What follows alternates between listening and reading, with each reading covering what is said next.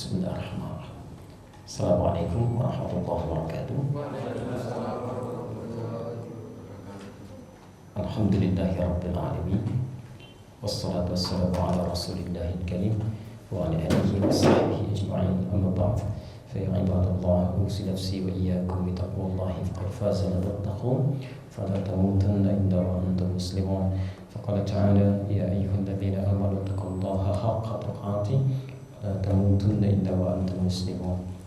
Saudara-saudariku rahimani wa rahimakumullah, semoga Allah Subhanahu wa taala senantiasa mencurahkan kemuliaan dan rahmatnya pada kita semua. Alhamdulillah, kembali kita diberikan kesempatan oleh Allah Subhanahu wa taala untuk beraktivitas menjalani kehidupan di hari ini 5 Dzulhijjah 1437 Hijrah. Semoga aktivitas kita hari ini mendapat bimbingan dari Allah Subhanahu wa taala sehingga insyaallah bisa lebih baik dibandingkan dengan hari-hari sebelumnya. Baiklah, kajian kita sesungguhnya memiliki bahasan yang telah terschedule dan kita juga telah tetapkan kurikulumnya untuk pembahasan fiqh al-asmaul husna dan telah kita sampaikan pengantarnya di 2 pertemuan lalu. Kemudian kita telah mulai nama pertama tentang bahasan Allah pada bulan yang lalu. Namun hari ini karena masuk dalam momentum yang khusus dan juga terkait dengan satu ibadah yang hanya berlangsung setahun sekali berdasar petunjuk Al-Quran dan Sunnah Rasulullah SAW, yaitu tentang amalan-amalan di bulan Dzulhijjah khususnya Quran, ya. Maka mohon izin untuk pertemuan kali ini kita akan bahas tentang materi khusus mengenai tuntunan korban dalam Al-Quran dan Sunnah Rasulullah SAW. Tema kita hari ini mengenai tuntunan korban. Saya ulang, tuntunan korban dalam Al-Quran dan Sunnah Rasulullah SAW. Okay. Baik. Dan mohon dipahami dengan baik. Mohon dipahami dengan baik nanti setiap pelajaran kita, cara kita belajar atau manhaj kita akan mengeluarkan dulu petunjuk dalam Al-Quran, kemudian detailnya dalam hadis-hadis Nabi SAW. Lalu kita akan lihat bagaimana pandangan ulama mengenai petunjuk-petunjuk ini, baru kemudian kita simpulkan, ya. Jadi dengan itu insya Allah bahasan kita memiliki landasan yang kuat dari sisi dalil, keterangan yang lengkap dari pandangan para ulama, yang dengan itu bila kita disampaikan argumentasi kuat dan bila dipersoalkan kita juga bisa menjawab berdasar keterangan dalil-dalil yang valid, ya. Karena itu tentang uraian korban dalam tuntunan Al-Quran dan Sunnah Rasulullah SAW kita coba keluarkan dulu dalil-dalilnya. Pertama dari Al-Quran, kemudian nanti beberapa dari hadis-hadis Nabi SAW. Pertama, jika Anda berkenan mencatat, kita temukan di Quran misalnya kalimat korban pertama, ya, di Quran surah ke-5 ayat 27. Saya mohon izin untuk tuliskan dulu, nanti kita coba dari tulisan ini kita detailkan uraiannya, ya. Sebentar. Quran surah ke-5 Al-Maidah ayat 27. Kita ambil Qurannya dulu. Quran surah ke-5 ayat 27. Ini kata korban pertama yang kita temukan dalam Al-Quran, ya, persis langsung dengan lafadznya, dengan kalimatnya. Kemudian turunannya kita bisa lihat, misal Quran, aplikasi dari sini surah ke-21 ayat 83. Kita ambil contoh sampai ayat 90. Bisa kita ambil contoh lagi Quran spesifik surah ketiga Ali Imran ayat 38 sampai 39, posisi paling kanan sebelah atas, terkait dengan penyembelihan. Quran surah ke-37 As-Saffat ayat 102 sampai dengan 109. Nanti penyembelihannya berlangsung di ayat pergantiannya langsung di ayat 107. Saya kasih kurung, nanti saya terangkan. Nanti kita terangkan, ya. Kemudian terkait dengan amalan kita saat ini, Quran surah ke-22 ayat 37. Jadi saya urutkan syariat korban dari zaman Nabi Adam ke zaman Nabi Ibrahim sampai ketemu di zaman Nabi Muhammad sampai kita kerjakan sekarang, ya. Umumnya kan orang memahami korban dari zaman Nabi Ibrahim kan, tapi ternyata Quran memberikan penjelasan lain. Nanti kita lihat, ya. Hadisnya kita turunkan misal.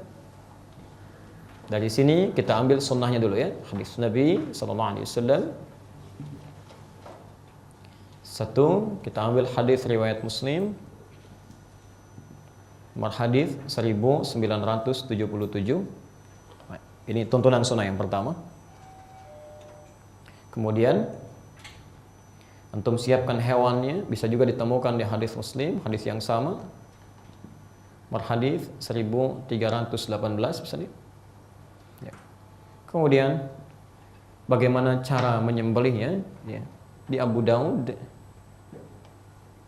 sangat ada sunnahnya ya. Hati-hati, nomor hadis 2797. Redaksi yang sama dengan ini ditemukan di Ibnu Majah. Nomor hadis 3221. Demikian barangkali kita bisa maksimalkan bahasan kita insyaallah. Ini poin bahasan kita hari ini, ya. Baik, karena waktu kita terbatas, kisaran kita akan berhenti di jam 2:30. Ada sekitar 1 jam setengah dari bahasan kita saat ini. Karena itu kita akan langsung fokus pada bahasan utama, pembahasan tentang tuntunan korban dalam Al-Quran dan Sunnah Rasulullah SAW. Baik, Bapak Ibu sekalian, dalam pembahasan apapun dalam khazanah, ya, terutama fikih atau keilmuan Islam, itu selalu memulai bahasan dengan mendefinisikan dulu aspek bahasan. Jadi tidak langsung pada isinya. Ya. Para ulama selalu memulai bahasan dengan mendefinisikan, menerangkan apa yang dimaksud, ya, atau apa yang objek yang akan diterangkan itu. Jadi kalau misal kita belajar tentang sholat, maka para ulama akan menerangkan dulu apa itu sholat secara bahasa, kan? Apa itu secara istilah. Kalau sudah diketahui apa yang dimaksud dengan sholat, baru diterangkan bagaimana prakteknya, ya, rukunnya bagaimana, caranya seperti apa dan sebagainya. Ya. Jelas di sini? Pelan-pelan. Karena itu bahasan yang menerangkan tentang definisi sesuatu, ya, dalam bahasa Arab disebut dengan ta'rif. Ya, ta'rif. Baik, coba diselesaikan dulu, nanti baru kita lanjutkan bahasan. Jazakallah khair, silakan apa yang mau antum lakukan. Ada masalah yang penting nanti ketika menulis ibu juga bisa lihat deh.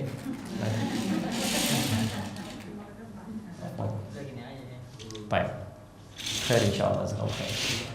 Kita lanjutkan. Baik.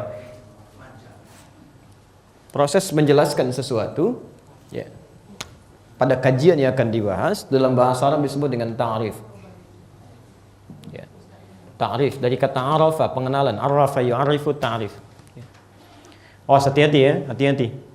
Ta'rif ini menjadi penting untuk membatasi masalah yang akan dikaji, ya, bahan yang akan dijelaskan. Jadi kalau tidak pernah ada batas, tidak ada kesepakatan, nanti terlampau melebar bahasannya, tidak fokus pada apa yang dikaji. Jelas ya? Pelan-pelan. Karena itu saat kita bahas akan urei misalnya tentang ketentuan ini, kita harus dulu ketahui ya, apa yang akan kita bahas dalam pengertian korban. Tuntunan korban dalam Al-Quran dan Sunnah, bahasan pertama tentang ta'rifnya, apa itu korban. Itu dulu. Pelan-pelan. Jadi kita bahas dulu pengertiannya, ta'rifnya, ya, definisinya, apa itu korban. Ya, saya tulis dalam bahasa Arab, kemudian kita tulis dalam bahasa Latinnya, korban. Kalau ini sudah dipahami dengan baik, baru nanti kita lihat turunan-turunannya. Baik. Jelas di sini? Baik, pelan-pelan. Quran surah ke-5 ayat 27. Kita pakai Quran saja supaya jelas batasan kita. Ya. Al-Maidah ayat 27. Kita terangkan tentang korban sampai muncul istilahnya, baru kita jelaskan isinya. Baik, bismillahirrahmanirrahim. Watlu alaihim naba abnai Adam idh qarraba qurbanan fatuqabbala min ahadihima wa lam yutaqabbal min al-akhar. Ada ayatnya? Baik. Lihat di situ Anda menemukan kalimat korban kan? Watlu alaihim naba abnai Adam bil haqqi idh qarraba qurbanan. Ada kalimatnya? Baik, sekarang kita bahas dulu kisahnya sampai ketemu kata korban, sampai paham maknanya, lalu apa esensinya. Baik. Mohon izin karena ruang kita untuk menulis terbatas, saya hapus dulu sebagian ini ya. Baik. Nanti saya tambahkan kembali. Bismillahirrahmanirrahim. Watlu alaihim naba abnai Adam bil haqq. Quran surah 5 ayat 27. Muhammad, kisahkan pada mereka, sampaikan pada mereka tentang kisah dua anak Adam, tapi ceritakan dengan benar, jangan ngarang gitu kan. Awas hati-hati nih, karena nanti ada kisah-kisah terkait dengan orang-orang dulu, itu seringkali untuk memunculkan rasa tertarik pada kisah itu, orang menghadirkan sesuatu yang tidak nyata itu. Nama-nama yang tidak nyata, hal-hal yang tidak tepat. Baik, saya kasih contoh begini. Yang dulu pernah menggoda Nabi Yusuf, siapa namanya? Tuh, tadi tahu dari mana Zulaikha? Gak ada Zulaikha gitu kan. Silakan cek, jangankan di hadis sahih, hadis palsu aja gak ada nama Zulaikha. Karena Qurannya nggak pernah menyebutkan. Wa mra'atul aziz, ya, pembesar al-aziz, istri pembesar. Dan ada rumus dalam kaidah tafsir, jika satu peristiwa pernah terjadi dulu, tidak disebutkan siapa orangnya, itu tandanya peristiwa itu akan terjadi lagi di masa depan dengan tokoh dan suasana yang berbeda. Ya. Jadi kalau ada seorang perempuan pernah menggoda seorang laki-laki dalam keadaan misal terbiasa berdua atau dalam tanda yang lain, kata yang lain, kejadian selingkuh, itu bukan hanya dulu, nanti pun akan terjadi lagi. Makanya kalau bapak ibu terlibat dalam suasana seperti itu, dikasih jalan oleh Quran, jangan sempat terjadi begini nih. Ini caranya. Ya. Oh, hati-hati, antum para ayah misalnya kerja ya di kantor, jadi pimpinan, punya sekretaris di ruangan. Sekretarisnya biasanya laki-laki perempuan. Cek, antum di ruangan berdua, ada perempuan bukan mahram di situ. Ya, tiap hari bolak-balik ke situ. Belum tentu lihat istrinya lebih banyak dibandingkan dari sekretarisnya. Antum pulang ke rumah lihat istri sebentar gitu kan, istirahat, tidur, berangkat lagi. Lihat sekretaris tiap hari di situ, duduknya di situ, macam-macam di situ. Nah, itu kan bisa ada peluang sesuatu yang tidak tepat. Maka diturunkanlah ayat itu sebagai kisah, memberikan pesan jangan terjadi yang seperti ini nih. Jelas ya? Tapi masya Allah, Allah tutup namanya untuk memberikan kesan adab dalam Islam. Kalau ada sesuatu yang keliru jangan digunjingkan namanya, tapi perbaiki perbuatannya. Ya. Bukan untuk menggunjingkan namanya. Ya. Termasuk ketika terjadi kisah dua anak Adam ini, Quran tidak menyebutkan namanya. Ya, hanya mengisyaratkan ada dua anak Adam yang diminta oleh Al-Quran pada Rasulullah SAW untuk dikisahkan dengan benar. Ya. Berarti kalau ada kalimat kisahkan dengan benar, ada kisah yang tidak benar yang sebelumnya disampaikan. Ya. Misal untuk bandingannya, kalau punya koleksi Bible, ya, yang sekarang marak di Perjanjian Lama, ya, bagian pertama, Kitab Kejadian pasal yang keempat. Itu ada kisah juga tentang ini. Ya. Anaknya disebutkan ada Kain, ya. Ada lagi yang kedua Habil, ya, salah satunya. Nah, di Quran tapi tidak menyebutkan itu. Ya, tidak menyebutkan itu.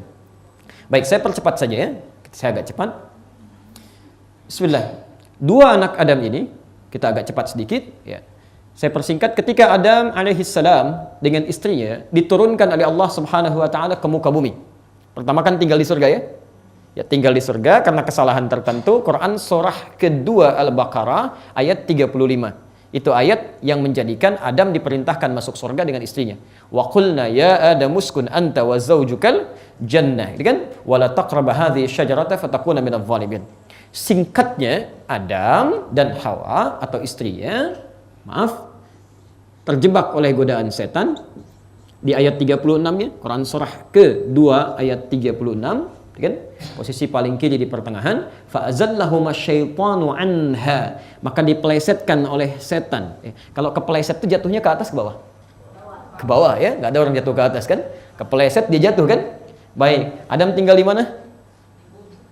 Tinggal di mana sebelumnya? Ayat 35? Di surga. Surga itu di langit atau di bumi? Langit itu atas atau bawah? Atas. Kalau kepeleset dari atas turun ke bawah. Jelas ya? Ini disebut dengan bahasa kiasan Quran, bahasa majas dalam Quran. Seakan-akan dia terpeleset dari surga di langit turun ke bawah ke bumi. Karena itu ayat 36-nya, ya, lihat kalimatnya. Wa qulna ihbitu ba'dukum li ba'din adu wa lakum fil ardi mustaqarrun wa mata'un ila akhir. Maka diperintahkan ketika Adam dan istrinya melakukan pelanggaran karena bujuk rayu setan ini, tergelincir dia sampai harus turun. Kami perintahkan Adam, istrimu, dan plus penggodanya turun ke bumi. Tinggal sementara di bumi. Maka saya persingkat, Adam turun, kemudian istrinya juga turun ke bumi. Turunnya tidak bersamaan, maksudnya bukan di tempat yang sama, tapi terpisah. Ya.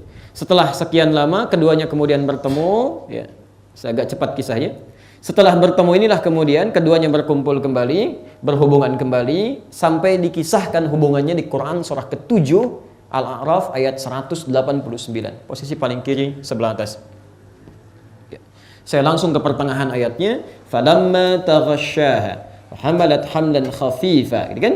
Maka tatkala Adam dengan Hawa sudah berjumpa kembali, keduanya berkumpul, melakukan hubungan suami istri sampai Hawa kemudian mengandung. Istrinya mengandung. Ya. Ada ayatnya? Kandungan lemah sampai kandungan berat menjelang persalinan. Ya. Izin, fokus.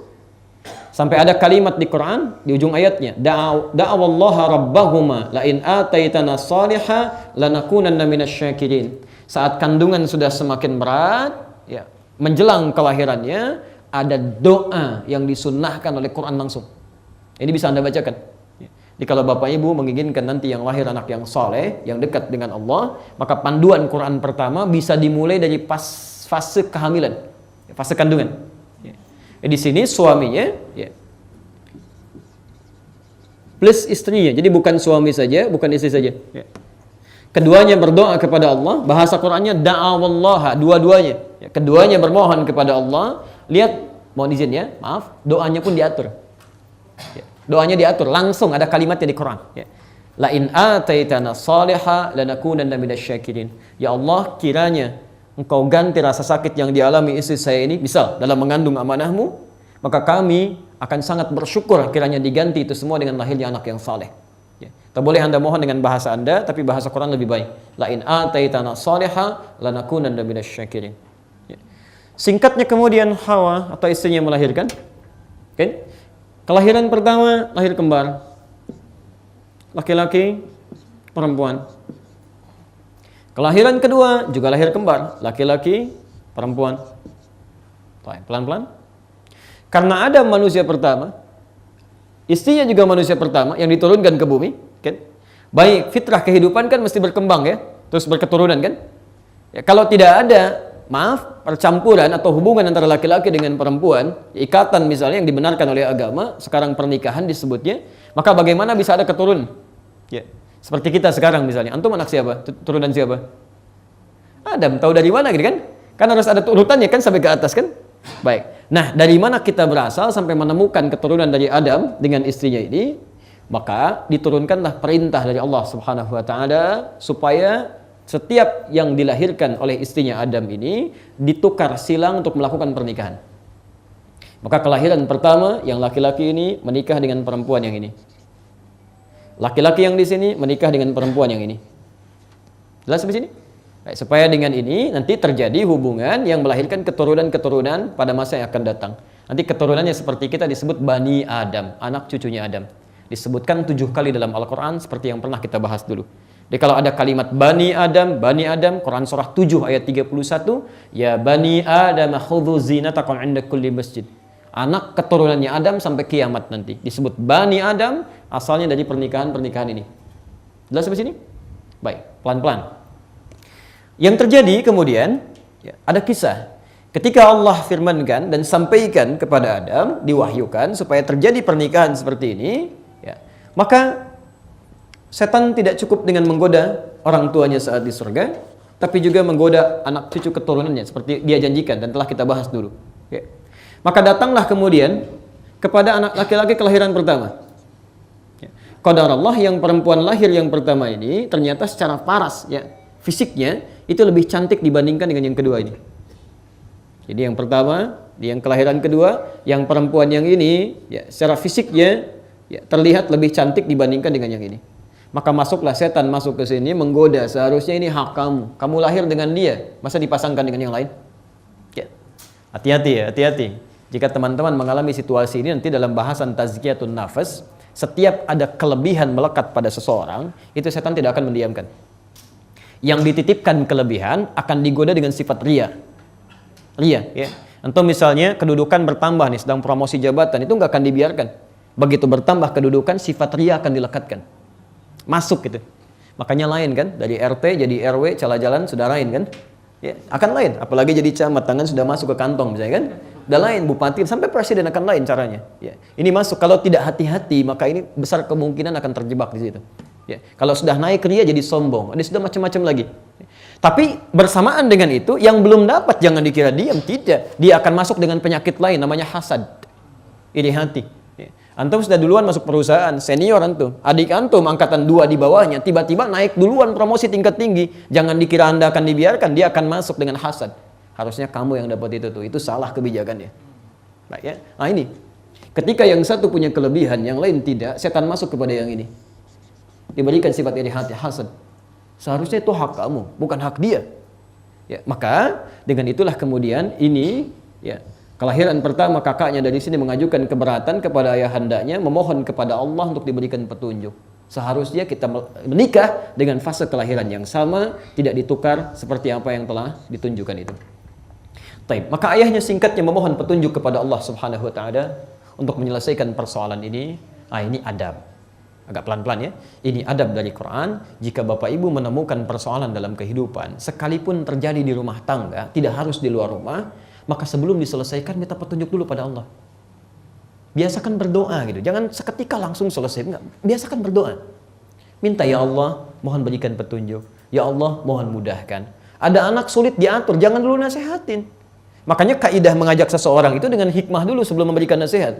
Quran surah 16 ayat 125. Ya. Ud'u ila sabili rabbika bil hikmah baru wal mau'izatil hasanah. Ya. Jadi kalau Anda melihat pasangan hidup kurang baik, anak susah diatur, ayo bangun minta sama Allah. Ya. Begitu selesai sholat Anda mohon, ya Allah lembutkan hati anak saya, berikan petunjuk kepadanya. Kalau Allah sudah mudahkan keadaan hatinya sudah lembut, gampang dikasih tahunya. Ya. Karena itulah setiap hari kan kita minta petunjuk kan dalam sholat. Setelah Malik Yaumiddin apa? Iyyaka na'budu wa iyyaka nasta'in. Setelah itu ihdinas siratal mustaqim. Bukankah minta petunjuk di situ? Ya, baik. Jadi ini bagian yang pertama ya. Jadi ini ajaran di Quran, jika menemui kesulitan dalam kehidupan, biasakan minta petunjuk dulu kepada Allah supaya diberikan kemudahan-kemudahan. Maka turunlah kemudian perintah. Apa perintahnya? Langsung disebutkan di Quran. Idz qarraba qurbanan. Maka diperintahkan keduanya, sudah lakukan saja kurban. Qarraba qurbanan. Quran surah 5 ayat 27. Maka keduanya diminta untuk melakukan kurban. Lihat rumusnya. Ada kesulitan kan? Baik, di sini ada kesulitan, belum bisa terpecahkan, menghadap kepada Allah, kemudian petunjuk dari Allah, lakukan kurban. Dari sini bisa diambil kesimpulan yang sama. Kalau Anda punya kesulitan dalam kehidupan, sulit diselesaikan, membuat kita rumit dalam kehidupan, maka dekati Allah, lakukan petunjuk seperti yang Allah berikan kepada dua anak Adam ini, lakukan kurban. Lakukan kurban. Jadi kurban itu langsung petunjuk dari Allah yang diantara manfaatnya membuat persoalan kita yang rumit menjadi lebih mudah dan melahirkan solusi. Ya. Hanya sekarang pertanyaannya, apa itu kurban? Ya. Sekarang dua anak ini diminta berkorban. Apa itu kurban? Nah, ini yang mau kita tafsirkan dengan ta'rif tadi di awal pertemuan. Secara bahasa, kata korban ini terambil dari kata qoroba, qaf, ra, kemudian ba. Saya ulang ya, saya agak lambatkan karena sudah kita masuk ke inti kajiannya.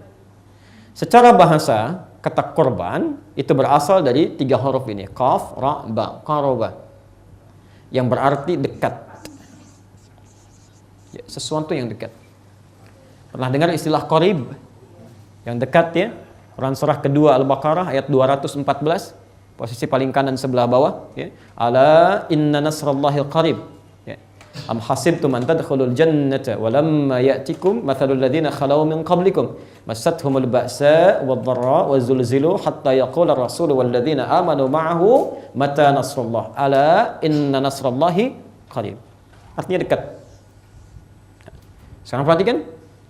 Kalau dalam bahasa Arab ada satu kalimat, akhirnya huruf akhir ditambah alif dengan nun. Ya, ini qaf, ra, ba, tambah alif dengan nun. Maka fungsi alif dan nun ini, itu fungsinya menjadikan makna dekat ini berbentuk superlatif, lebih banyak atau sangat. Ya, lebih, bertambah maksudnya.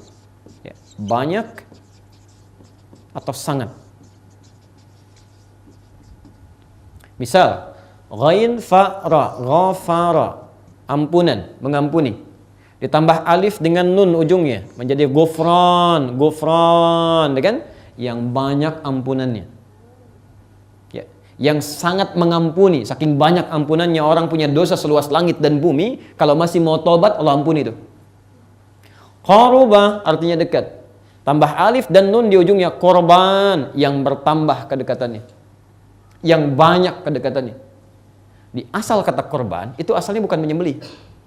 Bukan menyembelih. Korban itu asalnya amalan yang dilakukan untuk menambah kedekatan kita dengan Allah Subhanahu wa taala. Ya, saya ulang ya. Korban secara bahasa berarti amalan yang dilakukan untuk menambah kedekatan seorang hamba dengan Allah Subhanahu wa taala. Untuk menambah kedekatan seorang hamba dengan Allah Subhanahu wa taala. Baik, pelan-pelan, lompat sebentar ya. Lompat sebentar.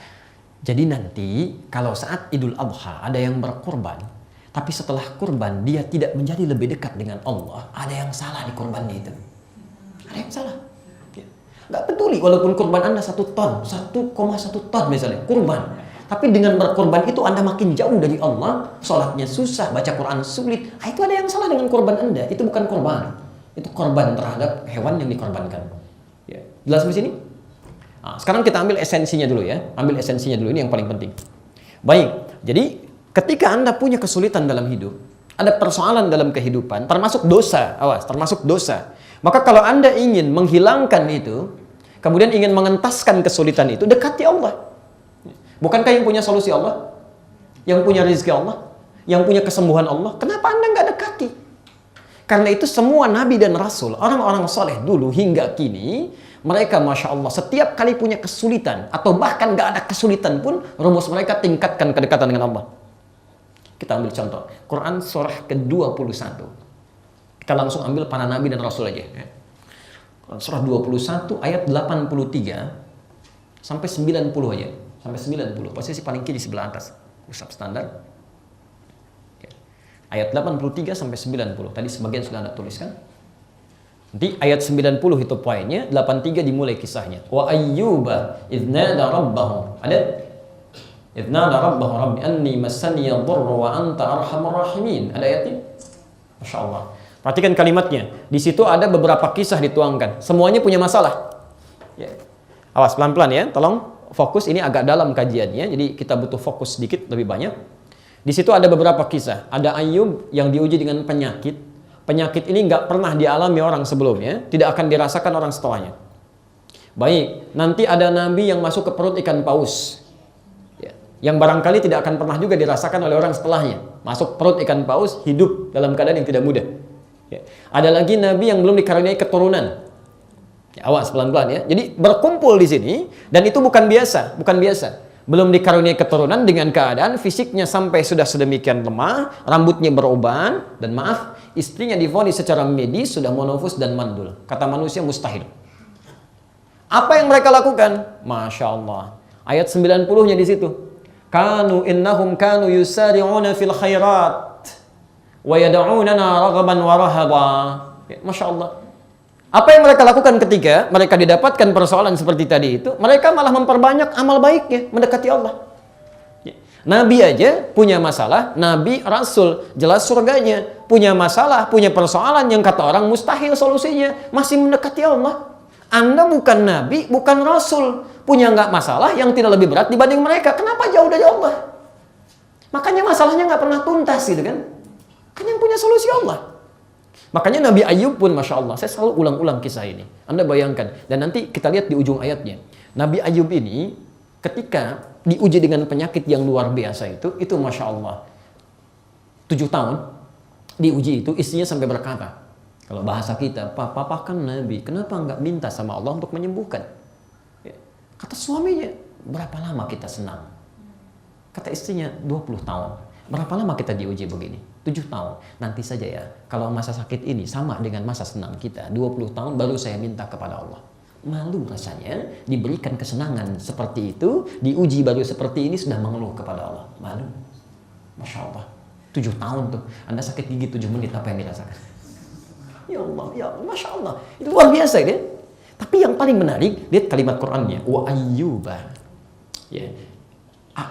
Bukan wa ayyuba. Kalau kalimat normal dalam bahasa Arab, ketika dibuka, itu biasanya menggunakan rafa, dhammah. Al-masjidu kabirul. Masjidnya besar. Ya. Al-masjid, Masjid Al-Ittihad itu kabir, besar. Harakatnya bukan A. Tapi ini menggunakan A. A itu dhammah apa kasrah? Fathah, bukan dhammah, bukan kasrah, fathah. Ya. Fathah, harakat kan di atas kan? Fathah. A, baik. Apa artinya fathah? Dari kata fataha, terbuka. Sesuatu yang terbuka. Iftahil bab. Fataha, terbuka. Harakat fathah itu sesuatu yang terbuka. Dalam ilmu bahasa Arab, jika kalimat dibuka dengan harakat fathah, itu tandanya kisahnya ingin dibuka pada orang setelahnya. Seakan-akan menyampaikan, hey, ini kami buka kisah Ayyub untuk Anda jadikan inspirasi dalam hidup. Idna la rabbahu rabbi anni massani yadhurru wa anta arhamur rahimin. Ketika beliau baru menyeru kepada Allah Tuhannya, perhatikan. Kapan menyerunya? Ketika penyakitnya telah mengganggu beliau untuk ibadah. Masya Allah. Jadi maaf ya, saat sakit itu beliau nggak ngeluh. Alhamdulillah, nikmati aja, bersyukur. Sama aja dengan sehat. Sakit sehat kan punya Allah. Terserah yang mau nitip, mau dikasih sehat, mau dikasih sakit, terserah yang punya. Ngapain kita protes? Tapi yang paling menarik, beliau nggak ngeluh. Ketika penyakitnya sudah mulai mengganggu ibadah, mau sholat agak susah, gitu kan? Apa yang dilakukan? Baru mengatakan kepada Allah, ya Allah, penyakit ini sudah mengganggu saya untuk ibadah. Jadi minta sembuhnya itu bukan karena pengen sembuh biasa, bukan. Karena ingin ibadah dengan nyaman. Ini adab yang kedua, kalau Anda punya persoalan, ingin memohon kepada Allah, dahulukan dulu kepentingan ibadah. Jangan dunia dulu, susah. Dunia itu gak sebanding dengan akhirat, jauh. Walal akhiratu khairul laka minal ula. Akhirat lebih bagus. Ya. Coba cek. Anda begitu kesulitan membangun rumah, pengen jadi rumah apa pengen dipakai ibadah? Ya kalau pengen cuma jadi rumah aja mungkin itu yang bikin susah. Kenapa nggak Anda niatkan dengan rumah itu bisa sholat dengan baik di dalamnya? Bisa zikir di dalamnya? Anda sampai kredit motor macam-macam. Ada orang nggak kredit, motornya datang sendiri. Masya Allah gitu kan. Mungkin salah niat tuh. Salah niat gitu kan. Masya Allah. Coba cek lagi. Di ketentuan dalam kehidupan akan menjadi mudah kalau diniatkan sebagai ibadah. Ya. Makanya jawabannya gampang, sederhana. Setelah mengatakan wa anta arhamur rahimin, ya Allah, sedangkan Engkau yang paling sayang kepada saya. Kalau yang paling sayang saja tidak menyembuhkan, lantas kepada siapa lagi saya mesti minta? Kalau Anda berdoa, cari kalimat-kalimat yang menyentuh ya. Semua nabi itu begitu. Ya.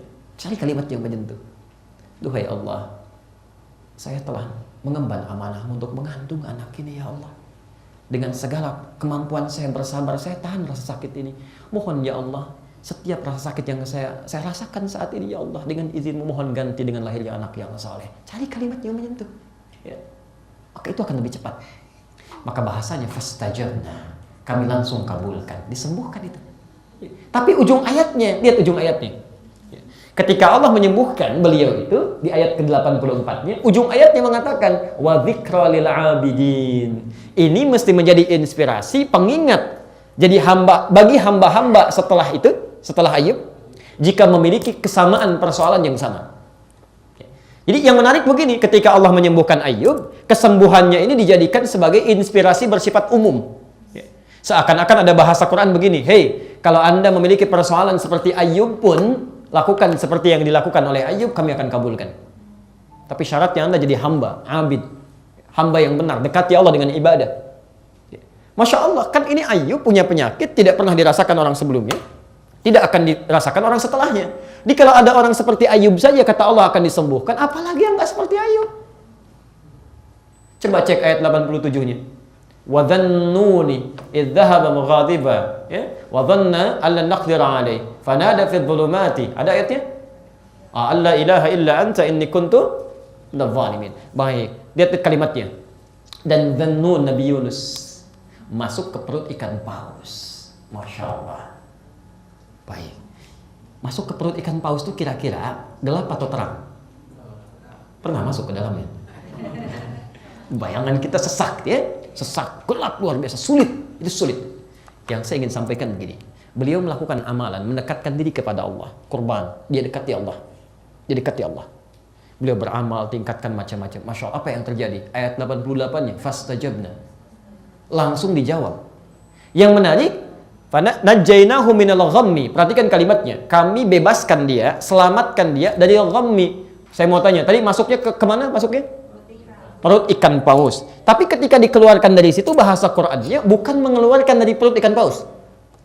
Bahasanya mengeluarkan dari awan gelap yang meliputi. Gham itu awan gelap yang meliputi. Kenapa menggunakan kalimat ini? Kata para ulama tafsir, seakan-akan Allah ingin memberikan gambaran nanti di masa depan ada orang-orang yang memiliki persoalan sekalipun nggak masuk ke perut ikan paus tapi punya kesulitan yang sama. Kayaknya gelap sampai bikin sesak gitu kan. Mau jalan susah, kayak kehilangan arah. Kenapa gelap ya? Padahal mataharinya terang. Susah gitu. Ada yang begitu. Makanya di ujung ayatnya ditutup wa kadzalika nunjil mu'minin. Cek ayatnya. Wa kadzalika nunjil mu'minin. Maka bila ada orang beriman setelahnya melakukan amalan yang sama seperti ini, kami akan selamatkan dia dari kesulitan apapun yang dia alami. Apa rahasianya? Mereka dekati dengan Allah, kurban. Makanya di ayat 90-nya disimpulkan di situ. Innahum kanu yusari'una fil khairat, ujung ayatnya. Mereka itu cepat. Jadi kalau ada hal-hal yang kira-kira persoalan yang tidak mudah diselesaikan, cepat lakukan amal saleh. Wa yad'unana raghaban wa rahaba, diisi dengan doa. Kita beramal saleh, berdoa. Makanya kalau sudah selesai salat tahajud malam, sudah zikir, berdoa. Setelah baca Quran, berdoa. Jangan didiamkan. Berdoa itu sayang, itu di antara doa yang cepat dikabulkan. Nanti dalam bahasan fikih al-asmaul husna setelahnya, nanti kita bahas itu. Di antara yang cepat mengabulkan doa adalah saat kita Allah menunaikan ibadah. Itu cepat sekali. Apalagi kalau antum bisa puasa. Puasa itu di antara 3 hal yang cepat mengabulkan doa. Thalathatun la taraddu da'watuhum. 3 golongan yang sulit ditolak doanya. Bahasanya sulit ditolak doanya. 1, al-imamul adil. Pemimpin yang adil. Masya Allah. Kalau dengan konteks lebih luas, pemimpin negara, pemimpin kota, kan? Antum doakan supaya jadi adil, jangan dicela. Doakan. Kalau dicela ngasih solusi. Nah, yang lebih kecil lagi, antum yang laki-laki ini kan pemimpin kan? Pemimpin, Quran surah keempat ayat 34, posisi paling kiri sebelah atas. Ar-rijalu qawwamuna 'alan nisa. Pemimpin. Ya. Maka kalau antum adil, Masya Allah, itu doanya cepat dikabulkan. Ya, jangan dikaitkan dengan yang lain dulu ya. Baik, maksud saya nih gini, adil itu kan menempatkan sesuatu sesuai dengan tempatnya. Antum kalau ke kantor jadi apa? Di karyawan. Kalau ke rumah jadi apa? Bukan, jadi ayah, jadi suami. Nggak pakai oh. Kadang-kadang suka lupa gitu kan. Suka lupa tuh. Pulang dari kantor masuk rumah masih jadi orang kantor aja. Kapan jadi ayahnya? Anda meninggalkan rumah, anak udah nungguin gitu kan. Itu mengharapkan ayahnya datang, udah nunggu-nunggu. Masya Allah, 8 jam, 9 jam, 10 jam. Begitu datang, masuk ke pintu rumah, seharusnya status antum sebagai pegawai itu berhenti depan pintu rumah. Selesai. Begitu dibuka, antum jadi ayah. Demi Allah saya katakan, Anda seorang direktur perusahaan, begitu membuka pintu rumah, ayah anak Anda yang kecil gak akan panggil, Pak Direktur, gak ada. Pasti Abi, Buya, ayah, itu yang dinantikan. Tiba-tiba datang dengan tasnya, masih sebagai pegawainya, Masya Allah. Gak ada senyumnya, gak ada macam-macamnya. Udah nanti aja ke mama sana, ke mama sana. Anak udah nunggu-nunggu. Coba deh cek ya, kalau Anda bisa tempatkan itu, Masya Allah. Yang kedua, as-sa'ima hatta yuftira. As-sa'ima hatta yuftira. Orang puasa sampai dia buka. Sampai dia buka. Itu Masya Allah ya. Dan yang terakhir, da'watul mazlum, doa orang yang terzalimi. Jadi kalau antum misalnya ada perasaan tidak enak, arahkan pada doa yang baik. Itu cepat sekali ya. Nah, jadi saya kembalikan bahwa kurban secara bahasa itu dimaksudkan ya dengan kalimat dekat atau lebih dekat dalam arti pendekatan lebih kepada Allah Subhanahu wa taala. Maka kita teruskan, kita belum selesai bahasannya. Maka keduanya pun mulai berkorban. Saya ingin terangkan dulu, anak pertama tadi itu dikisahkan dalam riwayat profesinya sebagai seorang petani. Ya, sayuran dia kan. Baik. Yang kedua, dia berprofesi sebagai peternak. Ya. Ya, ternakan hewan di sini, yang ini terkait dengan sayuran. Baik. Maka ketika diperintahkan, idz qarraba qurbanan dalam Maidah Quran surah 5 ayat 27, keduanya diminta mendekati Allah dengan melakukan amal saleh berdasar profesinya ini. Ya, berdasar profesinya, ya. Baik. Mari kita lihat Apa yang mereka lakukan? Karena kalau cuma sholat, ini sholat, itu sholat, sama-sama. Ini doa, itu doa. Harus ada yang lebih. Makanya kalau Anda ingin mendekati Allah, cari amalan yang lain yang lebih. Ya. Orang malam tidur, Anda bangun. Orang siang makan, Anda puasa. Orang baca Quran 10 ayat, Anda 100 ayat. Masya Allah, cepat. Ya. Jelas sampai sini? Ya. Orang sholat subuh 2 rakaat, Anda 2 rakaat juga. Jangan sampai Anda jadi 3 ya. Harus sesuai dengan sunnah Nabi SAW ya. Jangan nambah sesuatu yang tidak ada tuntunannya. Wah. Baik, sekarang lihat pelan-pelan sedikit ya. Kemudian apa yang terjadi? Yang ini berpikir, ya Allah kan nggak makan, Allah nggak minum, berarti dia nggak butuh sayuran saya. Maka dia pisahkan yang bagus-bagus yang untuk dia makan, dia kemudian kedepankan sesuatu yang tidak bagusnya, sisanya, yang jelek-jelek, ya, yang sudah tidak layak. Jangankan, ya maaf, jangankan manusia, hewan aja mungkin sudah nggak layak, gitu kan? Karena dia pikir, sudah Allah nggak makan, Allah nggak minum, Allah nggak butuh ini semua. Yang ini tidak. Dia berpikir Allah memang tidak makan, tidak minum, ya, tidak diserupakan dengan makhluk. Tapi Allah selalu ingin melihat wujud kesungguhan seseorang, ketakwaannya. Dia nggak butuh dengan apa yang saya sekarang siapkan, tapi Allah Subhanahu wa taala ingin melihat dasar kesungguhannya. Nanti itu yang akan diambil kemudian jadi teori di Quran surah ke-22 ayat 37. Ya, nanti ada ayat di situ, la yanalallaha luhumuha wala dima'uha walakin yanaluhu taqwa minkum. Ya, Allah tidak butuh dengan dagingnya, tidak akan sampai kepadanya darahnya pula, tidak. Tapi yang akan sampai kepada Allah itu kesungguhan, takwanya. Ya. Maka yang ini kemudian menyiapkan hewan terbaiknya, ternak terbaiknya. Pelan-pelan, fokus. Apa yang terjadi? Ketika kemudian dipersembahkan keduanya, maka singkatnya, fatuqabbala min ahadihima walam yutaqabbal min al-akhar. Ya, tuqabbala min ahadihima, yang ini diterima, yang terbaik ini. Ini yang kemudian nanti pada zaman selanjutnya korbannya menjadi hewan, kan? Diterimalah kemudian yang ini, ya. Sedangkan yang ini tidak ditolak. Allahu Akbar, kalimat penolakannya menggunakan lam. Walam yutaqabbal minal akhar, lam. Jadi dalam bahasa Arab itu ada la, ada lan, ada lam. Contoh, la dengan lan sekaligus. Quran surah kedua Al-Baqarah ayat 120, posisi paling kanan sebelah atas. Walan taradha ankal yahudu lan wala an-nasara, karena alif lamnya syamsiyah dibaca walan nasara. Padahal yang kedua la begini. Wala an-nasara hatta tattabi'a millatahum. Ada lan, ada la. Kalau disebutkan lan, ya, itu untuk menunjukkan nafyul istiqbal, menafikan yang akan datang sampai kapanpun. Ya, orang barat menyebutnya never. Gak akan pernah itu, never, gitu kan? Sampai kapanpun susah. Tapi kalau la, ini masih ada peluang. Ya, ada peluang didekati, kan? Ada peluang berinteraksi, ada peluang berubah. Walaupun pada umumnya mereka menolak. Kata Quran, "Walan taradha ankal yahudu wala an-nasara hatta tattabi'a millatahum." Tipikal orang Yahudi, orang Nasrani itu sulit, gak akan rela dengan kamu sampai kamu ikut sistem kehidupan mereka. Millah itu bukan agama. Millah itu lebih luas sistem kehidupan. Politiknya harus mereka yang kendalikan, ekonominya harus mereka yang ambil, tekuk lutut kalau bisa. Ya. Jelas sampai sini ya? Itu millah namanya. Nah, kata Quran, ini agak susah yang ini, yang pakai lan nih. Silakan cek. Anda bergaul dengan orang Yahudi, itu nggak mudah. Susah, semua harus dikuasai ini. Tapi Nasrani tidak. Masya Allah. Pernah lihat orang-orang Nasrani masuk Islam? Banyak. Kemarin kami kajian, selesai kajian ada yang masuk Islam. Masya Allah. Tapi ini susah nih. Lan susah. Jadi yang ini membuka peluang masih ada, gitu kan? Yang ini sulit. Never, gitu kan? Never. Nah, tapi kalau lam, hati-hati. Lam itu artinya menafikan madhi wal istiqbal. Dulu dan sampai kapanpun tidak akan pernah. Dulu dan sampai kapanpun. Jadi kalau cuma lan saja artinya nanti sejak peristiwa itu sampai nanti nggak akan terjadi. Tapi dulu mungkin pernah. Ya, dulu mungkin pernah. Kalau ini enggak, dulu pernah, kesini agak susah tapi masih bisa. Kalau ini lam, dulu, tidak, sampai kapanpun tidak akan pernah. Ketika Allah mengatakan tidak diterima korbannya, itu menggunakan lam. Bukan la, bukan lan. Artinya kalau menggunakan lan, dulu pernah, sekarang enggak. Kalau menggunakan la, masih ada peluang diterima. Tapi ketika menggunakan lam, sampai kapanpun dari dulu sampai yang akan datang, orang-orang yang berkorban, mendekati Allah beramal saleh dengan hal yang tidak bernilai, tidak akan pernah diterima oleh Allah Subhanahu wa taala. Enggak akan pernah. Jadi hati-hati ya, kaidah Anda ketika Anda ingin mendekati Allah dengan amal saleh, ingin berkorban, maka selalu mencari yang terbaik. Silahkan cek, kita ambil contoh misalnya. Kita ambil contoh. Quran surah kedua Al-Baqarah ayat 267 sampai 269. Oke, pelan-pelan.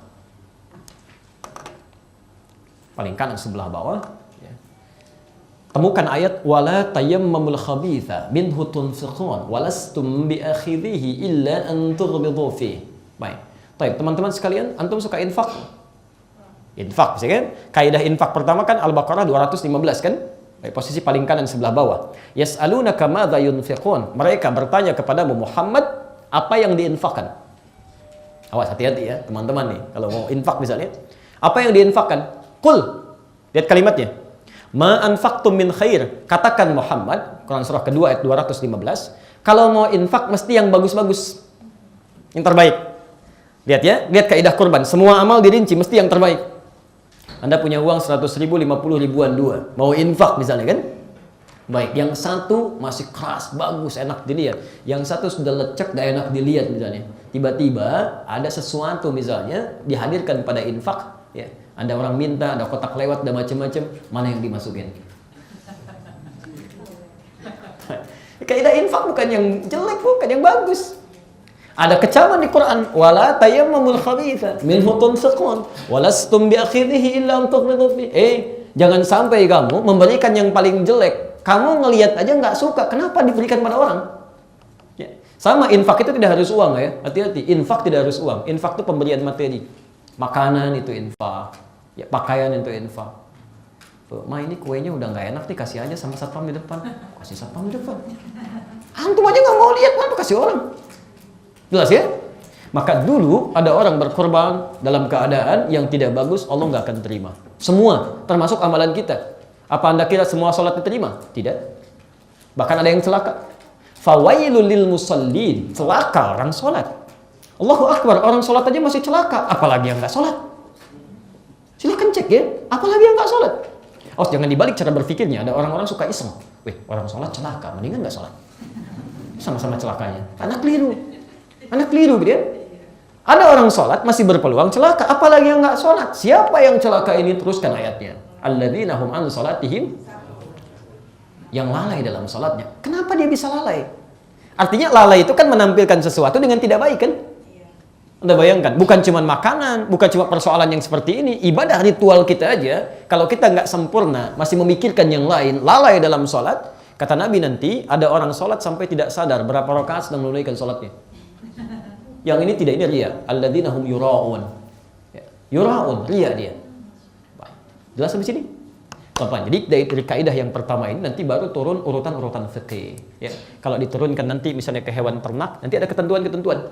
Tidak boleh berkorban dengan hewan yang terlampau kurus, tidak boleh yang ada cacatnya, tidak boleh yang salah satu buta awar matanya. Itu ketentuan asalnya dari sini. Makanya saya buka dengan kaidah Quran dulu supaya tahu kisahnya, bagaimana cara memaksimalkannya. Jelas ya? Baik, jadi ketemu di sini asalnya, kemudian apa yang dimaksud dengan korban, lalu kita temukan kenapa berwujud hewan, okay?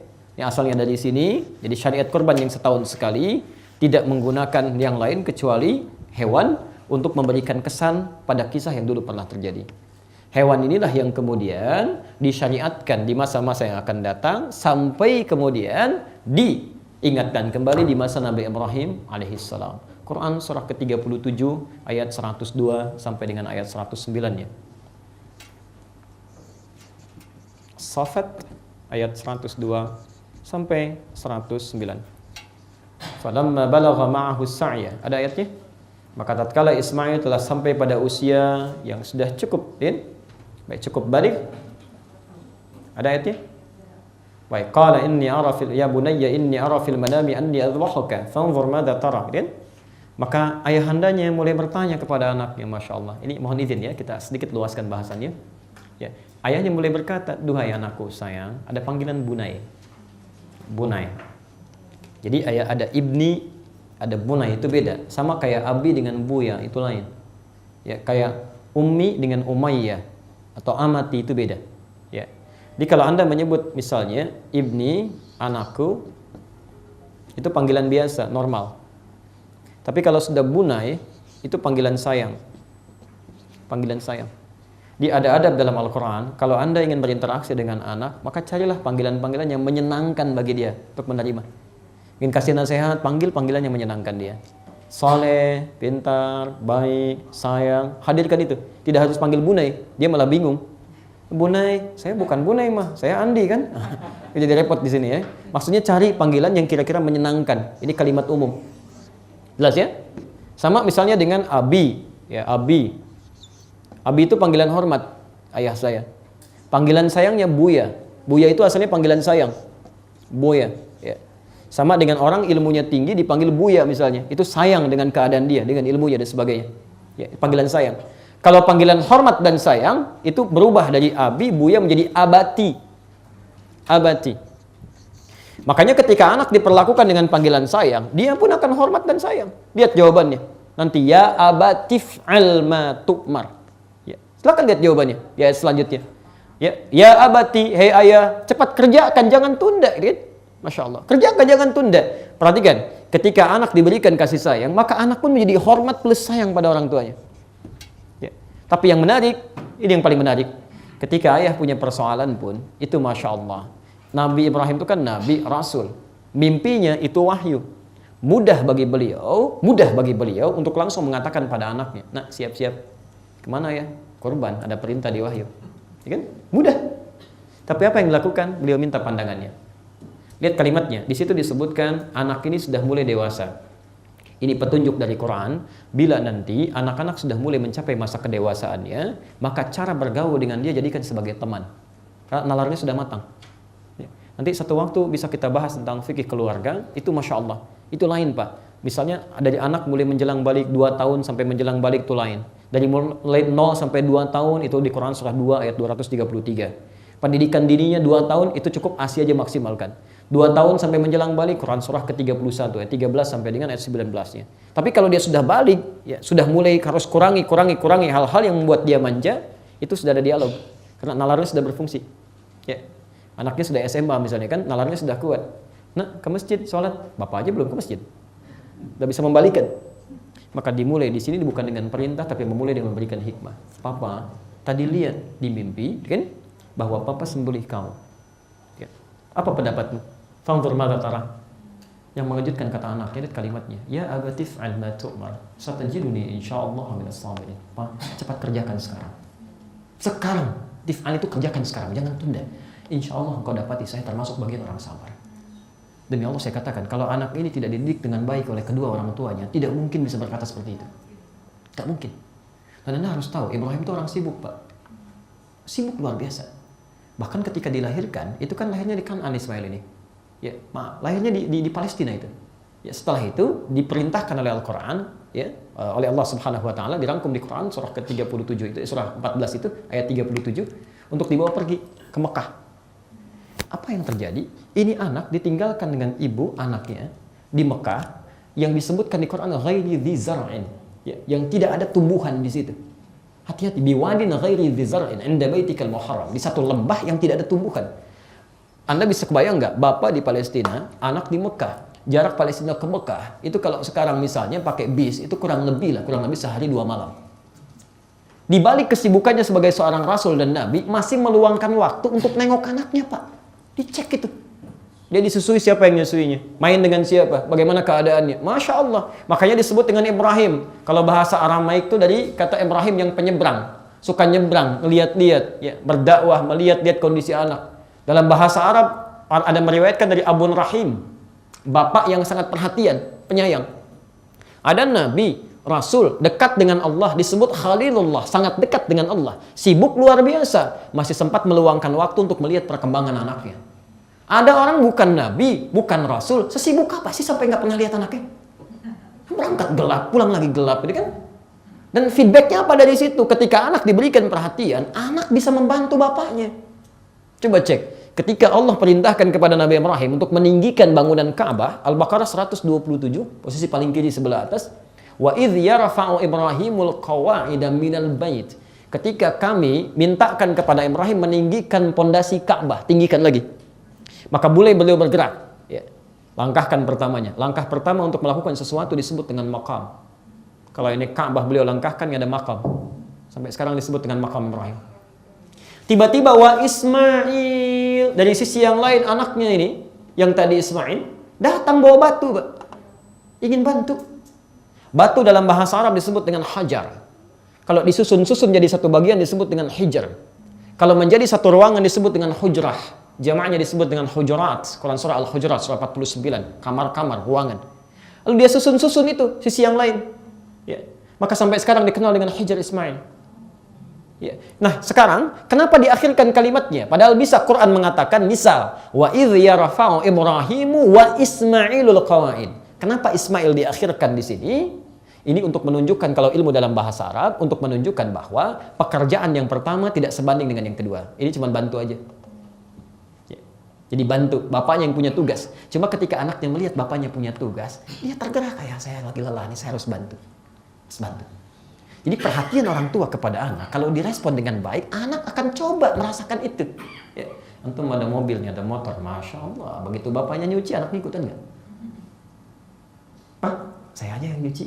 Atau jangan-jangan antum yang cuci, anak yang pakai. Ibu lagi nyapu, anaknya bantu nggak? Atau jangan-jangan ibunya nyapu, anak yang bilang, "Ma, ini ada yang belum kesapu." Coba cek, jangan salahkan anaknya, coba cek. Pernahkah dulu perhatian kita tidak maksimal kepada anak-anak sehingga sikapnya tidak seperti yang diharapkan? Itu poinnya. Tapi dengan singkat, saat akan disembelih itu, ya tiba-tiba terjadi satu hal, udah dengan cepat saja karena kita waktunya sudah akan habis ya. Itu setelah diikat dan sebagainya, ketika akan disembelih dilakukan, maka qad shaddaqta ru'ya. Kamu telah benarkan mimpi itu. Ya, benar itu. Lalu di ayat 107-nya ya, fanadainahu bidzibhin 'azim.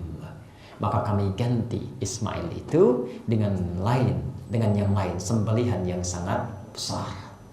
Hewan yang lain ya, yang menggantikan Ismail alaihissalam sebagai bagian dari korbannya. Pelan-pelan. Masih ingat tadi anak Adam berkorban dengan apa yang diterima? Hewan kan? Ismail pun kemudian ketika akan disembelih, syariat korbannya di situ kan bukan ingin menyembelihnya, korbannya ingin mendekatkan dirinya dengan Allah kan?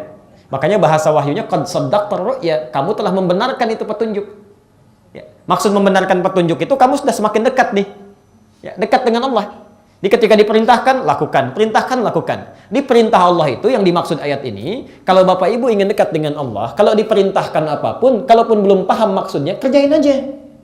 Jangan banyak tanya, kerjakan aja. Karena nggak mungkin Allah menginginkan yang buruk untuk kita. Makanya disebut iman. Iman itu yakin pada apa yang barangkali belum bisa dirasakan. Kalau sudah yakin pada apa yang terasa, itu ilmu namanya. Ini spidol, kelihatan. Yakin ini spidol. Ini spidol? Keterlaluan kalau ada orang bilang ini handphone. Ini spidol karena kelihatan, itu ilmu namanya. Tapi kalau Anda nggak melihat sesuatu, yakin juga, itu iman namanya. Jelas ya? Nah, ini kalau Anda ingin lebih dekat dengan Allah, maka lakukan segala petunjuk yang Allah titipkan sekalipun barangkali kita belum memahaminya. Maka ada kalimat qad shaddaqta ru'ya. Kamu telah membenarkan itu. Ya, mimpi itu, wahyu itu. Semakin dekatlah dengan Allah Subhanahu wa taala. Nah, Bapak Ibu sekalian, dari sinilah kemudian syariat korban yang setahun sekali itu berlangsung dan disyariatkan dalam bentuk hewan. Dari kisah-kisah yang berlanjut ini sampai ke masa Nabi Muhammad SAW. Jelas sampai sini? Pelan-pelan.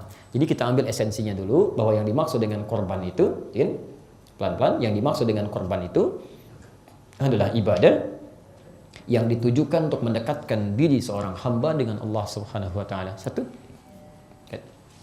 Yang kedua, korban bisa bermanfaat mengikis kesulitan-kesulitan, bisa bermanfaat untuk mengikis kesulitan-kesulitan yang dirasakan dalam menjalani kehidupan. Korban bermanfaat dalam mengikis kesulitan-kesulitan yang dirasakan dalam menjalani kehidupan. Jadi kalau Anda sedang sulit macam-macam, lakukan korban, dekati Allah, ya. Dekati Allah. Baik. Yang ketiga, syariat korban penyembelihan. Ya, syariat korban dalam bentuk penyembelihan, Idul Adha itu maksudnya. Syariat korban dalam bentuk penyembelihan adalah sunnah yang dilakukan,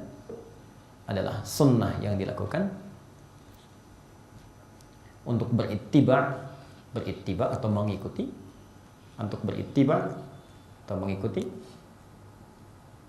pada kehidupan Nabi dan Rasul sebelumnya. Pada kehidupan Nabi dan Rasul sebelumnya.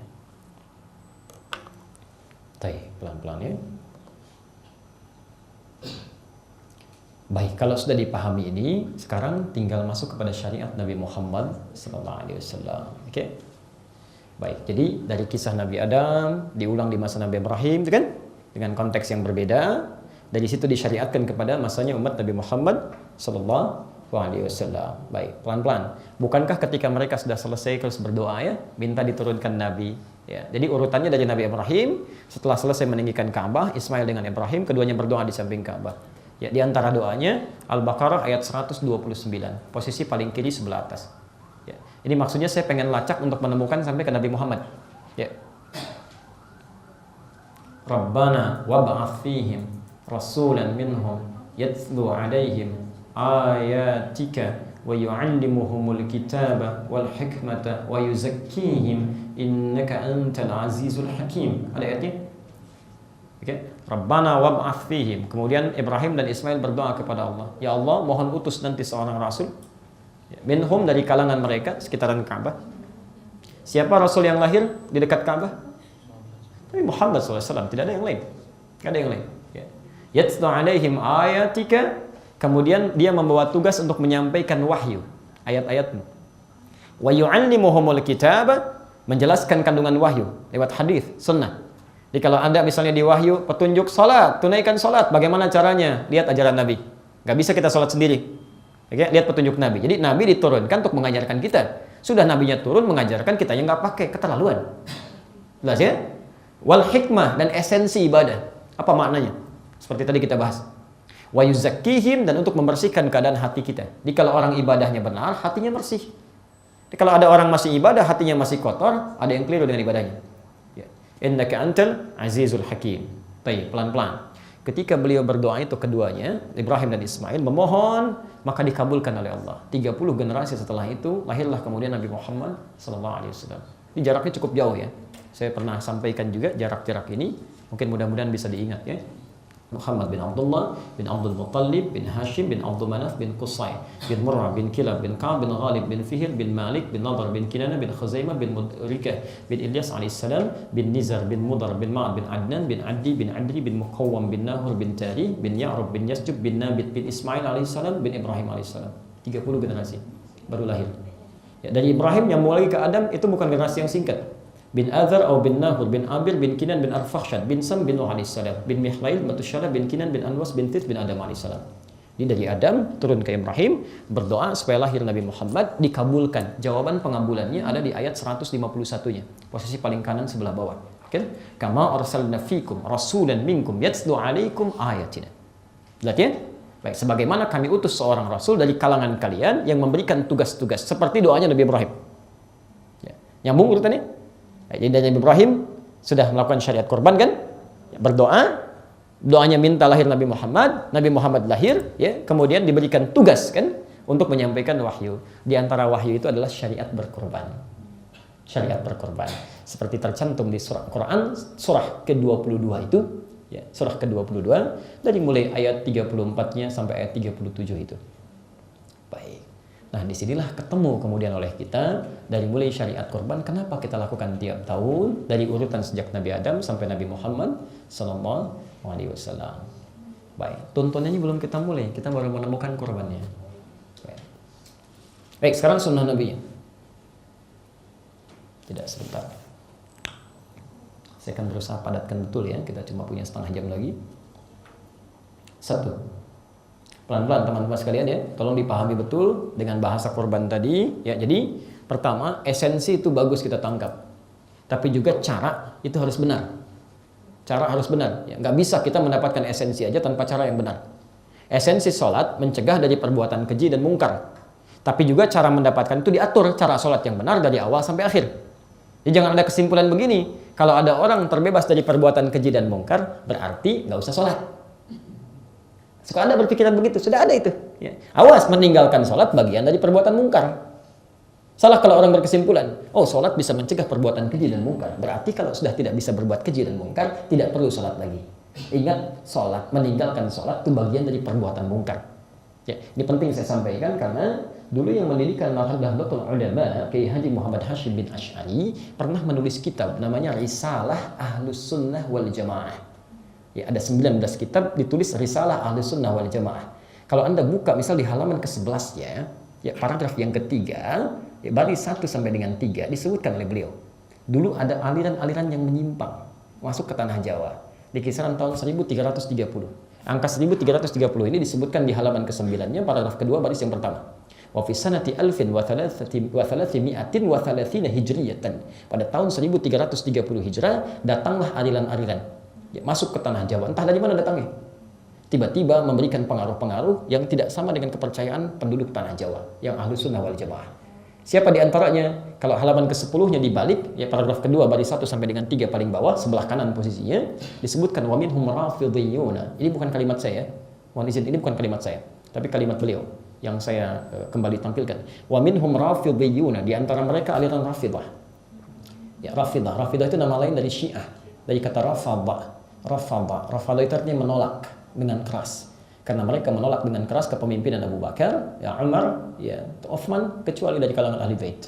Nah, itu kata Syekh Hasim Al-Asy'ari, itu disebut ya bagian dari aliran bid'ah yang menyimpang. Itu beliau yang bilang. Ya, maaf, ya subbuna sayyidina Abu Bakar wa Umar radhiyallahu taala anhuma, selalu mencela ya kekhalifahan Abu Bakar dan Umar, semoga Allah meridai kepadanya, wa yubalighuna Ali bin Abi Thalib wa ahli baiti. Dan seringkali mengkultuskan, mengagungkan Ali bin Abi Thalib dan keluarga besar ahli baitnya. Kita harus mencintai ahli bait Nabi seluruhnya dan sahabat-sahabat Nabi. Tapi ini tidak. Maka disampilkanlah di situ, disebutkan oleh beliau termasuk aliran yang menyimpang. Nah, itu ya, disebut bid'ah, aliran bid'ah itu ya, oleh beliau. Maka diturunkan hadis-hadisnya di halaman ke-11-nya. Nah, setelah itu menyampaikan wa minhum, di antara mereka, nah ini yang paling menarik. Yang paling menarik. Ada aliran-aliran menyimpang.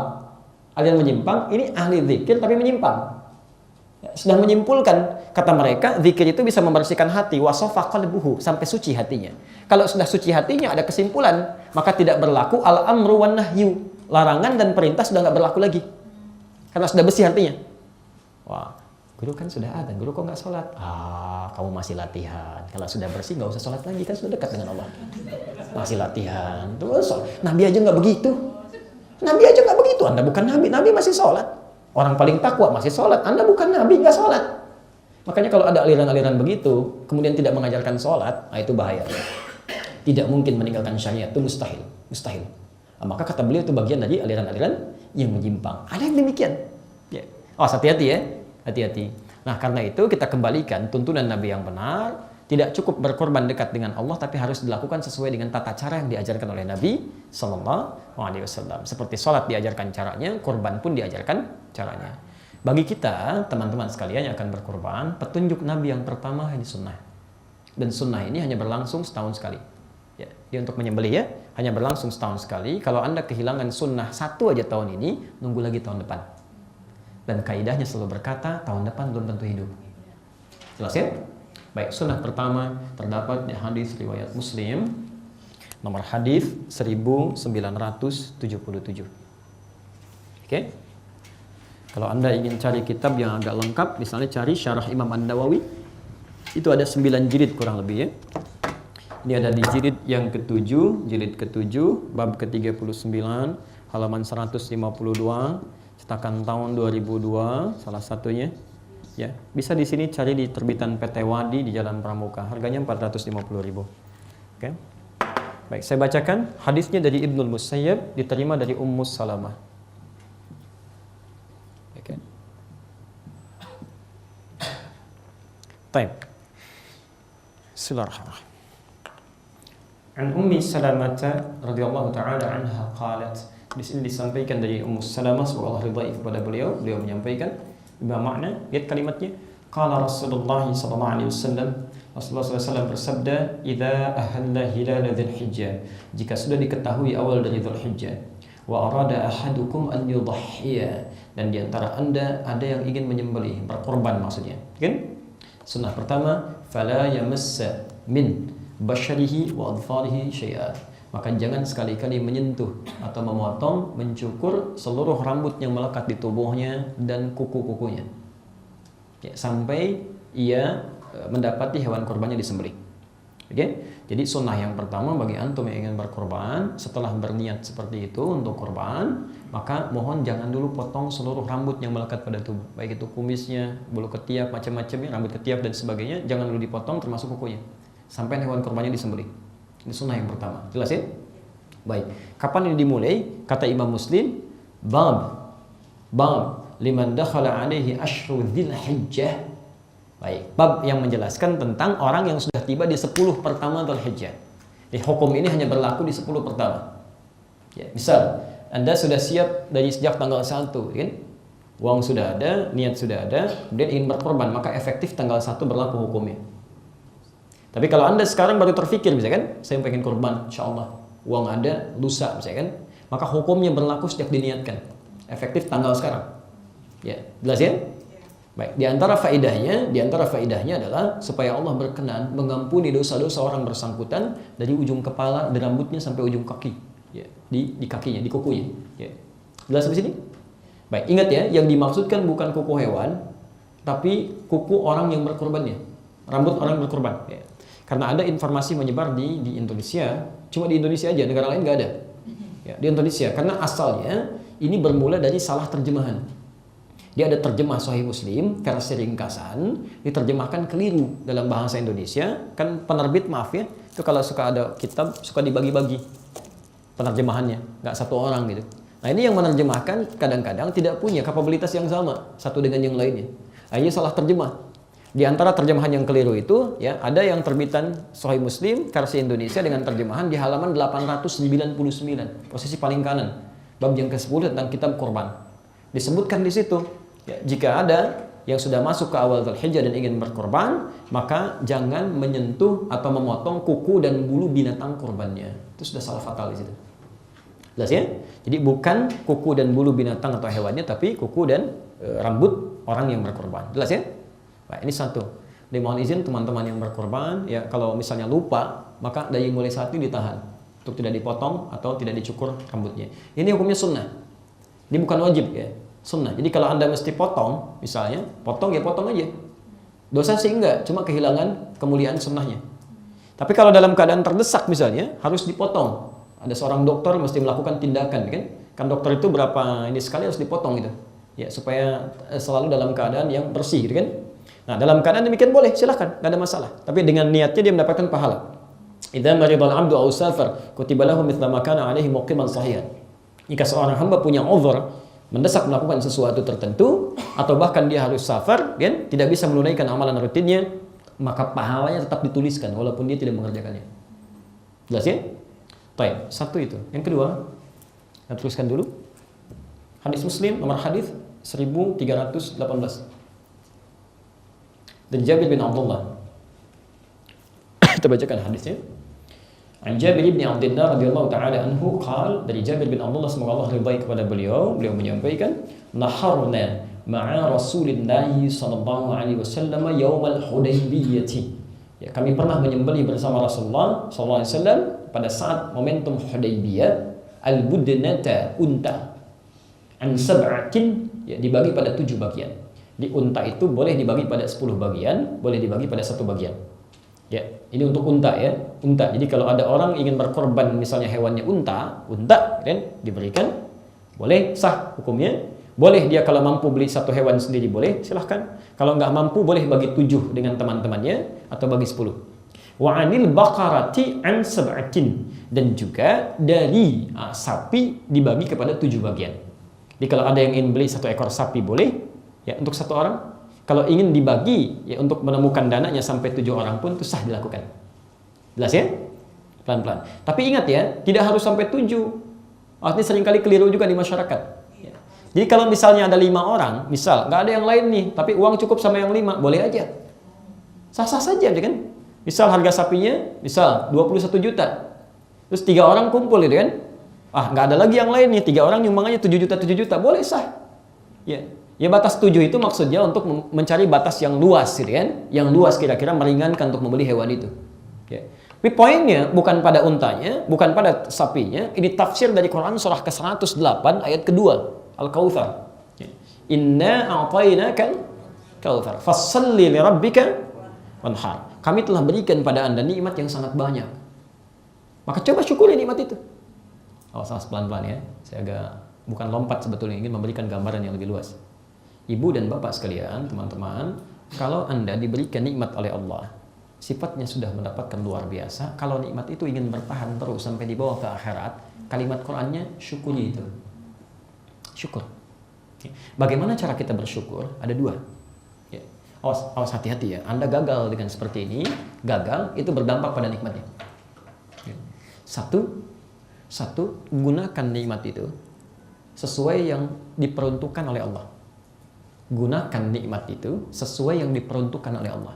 Jadi petunjuk Allah harus digunakan kemana nikmat itu? Misal, Allah berikan kita lisan yang sehat, nggak sakit gigi, nggak sakit lisan, macam nggak sariawan, misalnya kan, sehat. Ingin bersyukur, maka gunakan lisan ini sesuai dengan fungsi yang telah ditetapkan oleh Allah. Apa fungsinya lisan? Apa fungsinya? Fungsinya untuk bicara yang baik-baik. Kata Nabi, man kana yu'minu billahi wal yaumil akhir falyakul khairan aw liyasmut. Siapa yang merasa beriman kepada Allah dan hari akhir. Kalau ada kalimat iman bersanding dengan hari akhir, itu artinya perbuatan kita akan dihisab di hari akhir. Semua yang disebutkan akan dihisab di hari akhir. Dia ternyata setiap kalimat kita, setiap huruf itu hisab tuh. Suara keluar dihisab. Jangan main-main dikira Anda bebas, aman. Tidak. Akan dihisab itu. Makanya kata Nabi, kalau Anda nggak bisa katakan yang baik, nggak ada manfaatnya, diam aja, lebih selamat. Ya, jelas ya? Hati-hati. Jadi kalau nggak ada yang nggak manfaat, nggak usah bicara, diam aja. Ada yang manfaat, sampaikan. Jelas ya? Jadi fungsi lisan untuk menyampaikan yang baik-baik. Makanya kata Quran, kalau ada orang keluar dari fungsi ini, dia bisa celaka. Wailul lil mukadzibin, celaka bagi para pendusta. Jadi kalau Anda dusta, Anda bisa celaka. Kalau orang-orang yang dusta ini tahu ayat ini, dia nggak akan berdusta. Kalau sudah tahu masih dusta juga, itu orang nekat namanya, bukan bodoh lagi. Sudah tahu akan celaka, dusta juga. Itu masalah itu. Ya. Ini poin yang pertama. Jadi kalau kita ingin syukuri nikmat, gunakan seperti yang Allah tunjukkan. Okay? Hati-hati, pakaian, ingin bersyukur dengan pakaian, apa fungsi pakaian? Ya. Selain menutupi aurat, ya kan? Menjaga dari yang buruk-buruk. Makanya ketika Anda kenakan pakaian ini, tutupi aurat dengan baik, tampil dengan baik, bikin akhwat dan sebagainya. Ya, kendaraan, hati-hati, barangkali dititipkan kendaraan supaya memudahkan Anda untuk ibadah. Orang nggak ada kendaraannya, sepeda Anda nggak punya, masih jalan kaki untuk ta'lim. Masya Allah, Anda sudah dikasih sepedanya, ada motornya, ada hujan, ada mobilnya. Kalau hujan nggak pernah langsung netes ke pribadinya, belum mau belajar juga, ke masjid aja enggak. Anda harus dikasih apa lagi? Dikasih kereta kepanjangan. Coba cek Anda butuh apa lagi? Ini masjidnya di sampingnya, ini rumah Anda. Kasih motor, kasih sepeda, kasih mobil, nggak mau kesini juga. Anda butuh apa lagi? Ayo coba dicek ya. Yang kedua, syukuri itu ya, dengan banyak meningkatkan ibadah. Ini caranya ibadah. Makanya ketika Allah menyampaikan, Inna a'tainakal kautsar, kami berikan kepadamu nikmat yang sangat banyak. Setelah itu fasalli. Maka syukur itu dengan meningkatkan ibadah. Salli. Salat tingkatkan, doa perbanyak. Baik, Masya Allah, salat bayar nggak? Nggak ada. Orang lain mau nebus dosa aja bayar, kita enggak. Orang lain pengen nebus dosa, bayar, kita enggak. Ya nggak punya uang belum bisa ditebus dosanya tuh. Masya Allah, kita enggak. Tinggal datang, bermohon pada Allah. Kita lakukan salat, bukankah salat menghilangkan dosa-dosa kecil? Ya kan? As-salawatu ila salawat, ya kan? Masya Allah, al-jumu'atu ila al-jumu'ah, wa Ramadan ila Ramadan, kafaratun lima bainahunna. Salat satu dengan salat yang lainnya, Ramadan ke Ramadan, Jumat ke Jumat, itu bisa menggugurkan dosa-dosa kecil yang pernah kita kerjakan. Kenapa antum nggak tingkatkan salat sunnahnya? Coba makanya cek sahabat-sahabat Nabi yang sukses itu tahajudnya nggak pernah tertinggal. Tahajudnya, bacaan Qurannya, macam-macamnya, semakin meningkat, semakin syukur. Paham mereka. Nah, wanhar. Kita berakhir di sini dan sembelihlah. Nahara itu dalam bahasa Arab khusus kata yang digunakan untuk menyembelih unta. Unta, karena unta itu disembelih tanpa dijatuhkan lebih dahulu. Kalau ada hewannya disembelih tidak dijatuhkan lebih dulu, maka kalimatnya menggunakan kata nahara. Nun, ha, dan ra. Misalkan antum yang main misalnya ke Timur Tengah, kalau di Mekah ada di Kakiyah, ada di Hudaybiyah gitu kan? Ya, fine. Nahar, wanhar, nahara. Nahara. Nun, ha, ra. untuk menyembelih hewan tanpa dijatuhkan dulu. Ya, kalau teman-teman misalnya main ke Arab, nyembelih unta, itu untanya datang atau dia kemudian jagalnya datang. Kalau pakai pisau yang besar, ya dibeginikan aja. Sekali memang ahli mereka itu. Ya kalau tidak dia gunakan pisau-pisau kecil, cuman dia raba sedikit, disayat begini dia mundur. Ya, jadi nggak jatuh, nggak dijatuhkan. Itu nahara. Tapi kalau dijatuhkan dulu itu zabaha namanya. Zabaha. Zabaha. Makanya ketika Nabi Ibrahim ingin menyembelih Ismail, ya kan? Kan dibaringkan dulu kan? Dibaringkan dulu kan? Dalam keadaan berbaring baru akan disembelih kan? Tiba-tiba diganti oleh Allah Subhanahu wa taala dengan hewan lain. Kalimat hewannya di Quran surah 37 ayat 107, kalimatnya bidzibhin azim. Wa fadainahu bidzibhin azim. Pakai dzabaha bukan nahara. Ya, ini artinya ada hewan yang disembelih itu dijatuhkan terlebih dahulu. Itulah kemudian ditafsirkan dengan domba atau kambing atau sapi, kerbau dan sejenisnya. Jelas ya? Nah, jadi kalau menggunakan dzabaha itu artinya hewannya hewan yang dijatuhkan terlebih dahulu. Ya, hati-hati, Firaun itu saking kejamnya, ketika mendengar ada bayi yang akan lahir menjatuhkan kekuasaannya, itu diminta kepada algojonya 2 orang. Datang, ikuti, tempel setiap ibu yang sedang mengandung. Yang satu perhatikan siapa yang lahir nanti, kalau perempuan bebaskan. Tapi kalau laki-laki langsung sembelih di hadapan ibu yang baru melahirkannya. Quran surah kedua Al-Baqarah ayat 49, posisi paling kiri sebelah atas. Ya, wa idz najaynakum min ali fir'auna yasumunakum su'al 'adzab yudzabbihuna abna'akum. Bahasanya pakai ini. Dan pakai tasydid lagi. Ya. Pakai tasydid. Kalau dzabaha cuma sekali, enggak pakai tasydid, itu sekali sembelihan. Makanya kata Nabi, kalau Anda ingin menyembelih, ahsinudz dzibha. Ya, perbaiki, baguskan. Kalau bisa jangan banyak, jangan berkali-kali, sekali sembelihan tuh. Ya. Tapi kalau pakai tasydid begini. Ya. Itu jahatnya algojo Fir'aun ketika melihat saking bencinya itu dijatuhkan dulu anaknya di hadapan ibunya, disembelih, digorok berkali-kali. Itulah Fir'aun. Ya. Makanya disebut oleh Quran su'al adzab, seburuk-buruknya siksa. Ya. Kejaman, yang paling kejam itu. Ya. Anda bayangkan, Fir'aun kejamnya luar biasa. Disebutkan paling kejam. Ibu sudah mengandung luar biasa. Begitu lahir masih merah, Pak, dijatuhkan, disembelih. Disebut siksa yang paling kejam. Orang sekarang nggak peduli laki-laki perempuan, belum lahir sudah dieksekusi. Coba cek Fir'aun. Orang paling kejam itu masih nunggu. Kalau perempuan bebas, wa yastahyuna nisaakum. Laki-laki eksekusi, sembelih. Orang sekarang nggak peduli laki-laki atau perempuan, eksekusi langsung, aborsi. Bunuh, selesaikan. Kata apa yang paling tepat untuk dilekatkan pada orang seperti itu? Nah, sekarang poinnya adalah ketika Quran menyebutkan nahar, fasalli li rabbika wanhar. Apa yang disembelih? Unta. Unta itu besar atau kecil? Besar mana dengan kambing? Besar unta. Baik ya? Pelan-pelan. Dari sini para ulama menyimpulkan hukum yang dimaksud unta itu menunjuk kepada sesuatu yang terbaik yang bisa kita tampilkan. Jadi sunnah yang kedua, kalau antum ingin berkorban setelah menyiapkan tadi sunnah-sunnah tadi, maka cari hewan korban terbaik. Ya? Baik, hadis riwayat Al-Hakim An-Naisaburi, belum dituliskan? Di kitab Al-Mustadrak yang disusulkan, ya. Nomor hadis 7560 dari Hasan, ya, bin Ali, cucunya Rasulullah sallallahu alaihi wasallam. Kita bacakan hadisnya. Amarana Rasulullah sallallahu alaihi wasallam, telah memerintahkan kepada kami, di sini berakhir kajian kita. Rasulullah sallallahu alaihi wasallam telah memerintahkan kepada kami Rasulullah sallallahu alaihi wasallam an-nalbasa ma najid, untuk mengenakan pakaian terbaik yang bisa kami kenakan saat Idul Adha, wa an natatayyaba bi ajwada ma najid, dan supaya kami mengenakan parfum untuk laki-laki, wangian terbaik saat tanggal 10 ya, Idul Adha. Jadi sunnahnya pakai pakaian yang terbaik, cari parfum yang terbaik untuk laki-laki. Yang ketiga, ini wa an nudahhiya bi asmana ma najid, dan supaya kami mencari hewan sembelihan yang terbaik sesuai dengan anggaran kami. Ya, bi asmana ma najid, yang terbaik yang kami dapatkan sesuai dengan anggaran kami. Jadi kalau Anda misalnya menganggarkan 3 juta rupiah, maka cari hewan korban yang paling bagus dengan anggaran itu.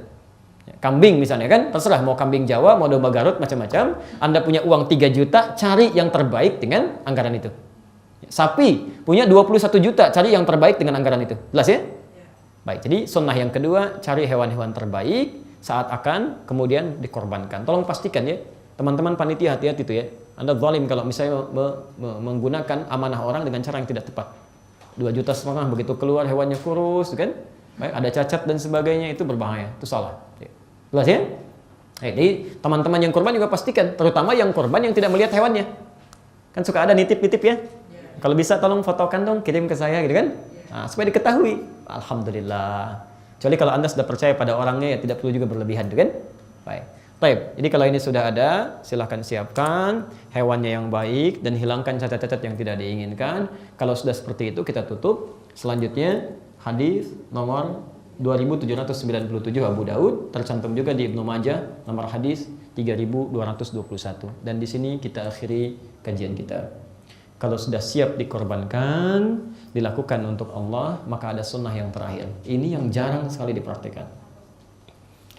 An Jabir bin Abdullah radhiyallahu taala anhu qala, dari Jabir bin Abdullah semoga Allah ridai kepada beliau, qala, beliau menyampaikan, raaitu Rasulullah sallallahu alaihi wasallam, saya seringkali melihat Rasulullah sallallahu alaihi wasallam, saya ulang, saya seringkali melihat Rasulullah sallallahu alaihi wasallam hina yadhbah, setiap akan menyembelih hewan kurban. Lihat sunnah pertamanya, aqbalal qiblah, teman-teman yang pria menghadapkan hewan kurbannya ke arah kiblat.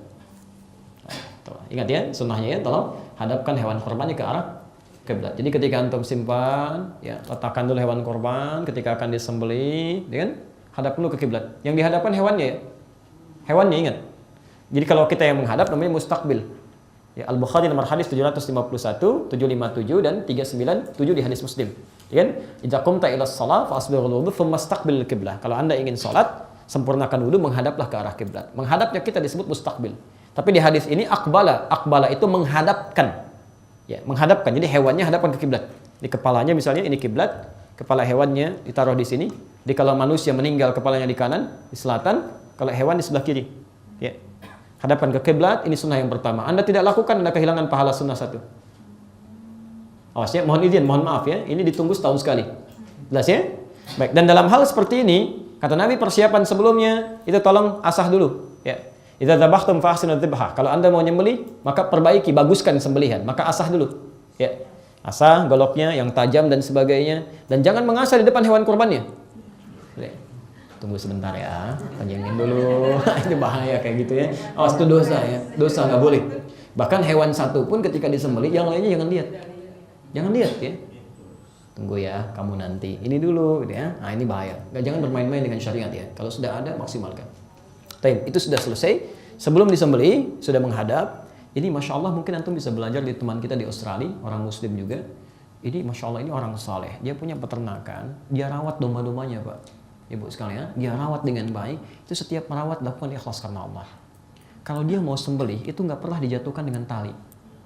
Cuma ditutup kupingnya dibeginikan, kuping dombanya itu atau kambingnya tutupkan begini, dia bacakan kalimat Allah di situ. Ya. Dibacakan kalimat Allah, Bismillahirrahmanirrahim, ditutup begini, dibisikkan ke telinganya. Itu Allahu Akbar. Itu kambing tuh kayak tidur, jatuh aja, plak, nggak gerak gitu gini.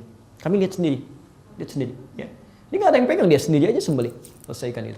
Itu coba antum lihat orang-orang saleh yang saat berkorban itu, coba cari tempat-tempat yang baik, siapa yang merawat kan, dari mana pakannya. Saya pernah main ke daerah Telas tuh di Jawa Tengah ke sana. Allahu Akbar, kami pengen lihat perawat kambing di sana.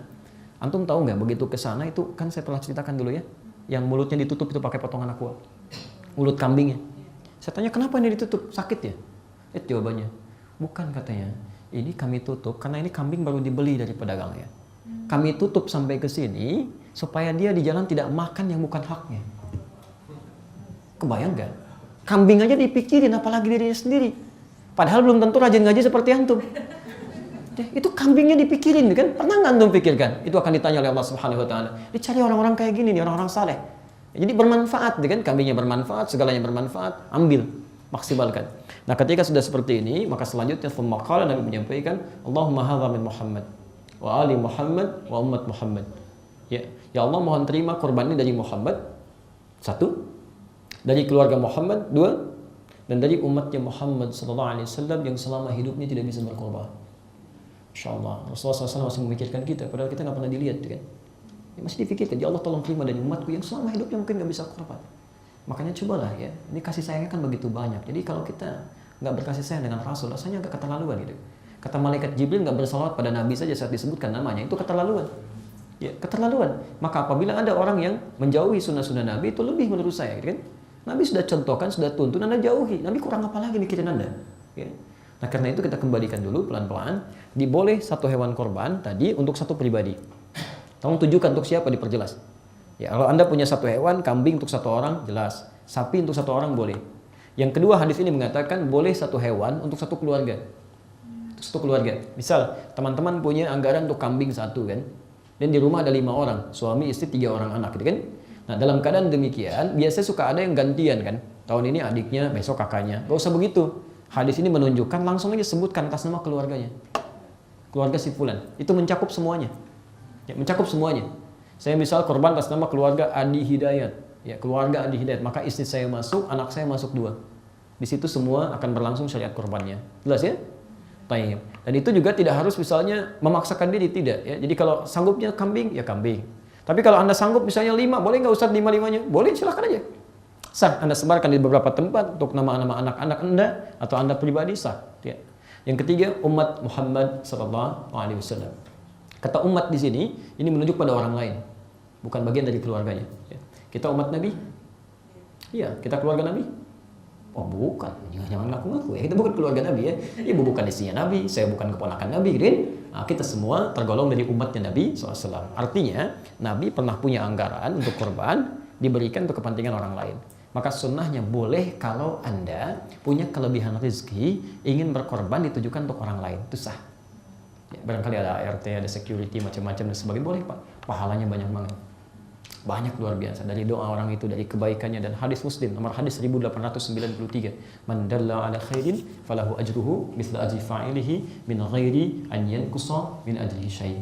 Siapa yang memfasilitasi, menunjuk pada kebaikan tertentu, dia dapat pahala yang sama dengan yang mengamalkan tanpa dikurangi sedikit pun. Kalau hewan Anda ini disebarkan pada orang 100 orang, 100 orang itu makan dari yang halal, kemudian dia baca Quran, semua bacaan Qurannya Anda peroleh pahalanya. Dia sholat, Anda dapat pahalanya. Apa yang dia lakukan, Anda dapat pahalanya. Itu di luar dari hewannya. Maka kalau Anda ada rezeki yang demikian, menurut saya akan lebih baik bila itu dimaksimalkan.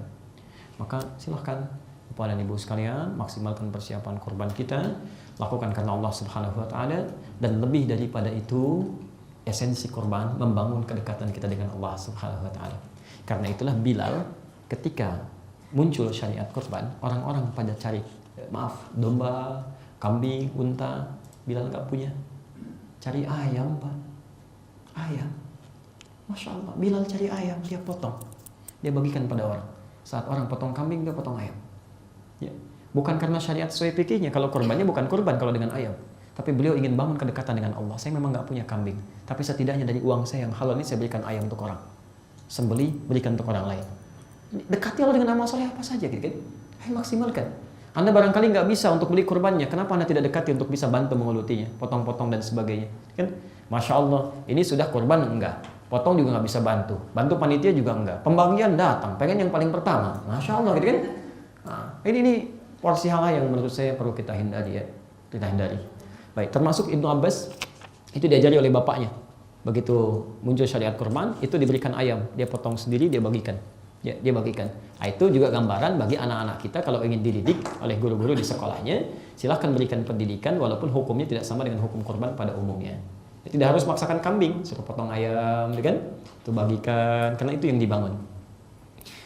Baik, jadi jika ada yang berkorban tidak menjadi lebih dekat dengan Allah, ada yang kurang tepat dalam korbannya. Ustadz, umur berapa kambing sapi untuk dikorbankan? Kambing sampai setahun, domba 6 bulan, dan sapi atau kerbau sampai usia 2 tahun. Ya. Atau 1 tahun pertama masuk tahun kedua. Tolong jangan dilihat ya, oh ini gemuk nih, kambingnya bagus, dagingnya banyak, belum sampai setahun, belum bisa ya, kecuali dalam keadaan darurat tidak ada yang lainnya. Di domba usia 6 bulan, kan? Kemudian kalau kambing masuk setahun, kalau kerbau atau sapi masuk. Baik. Assalamualaikum Ustaz, mau tanya sedikitnya, ada beberapa pertanyaan titipan.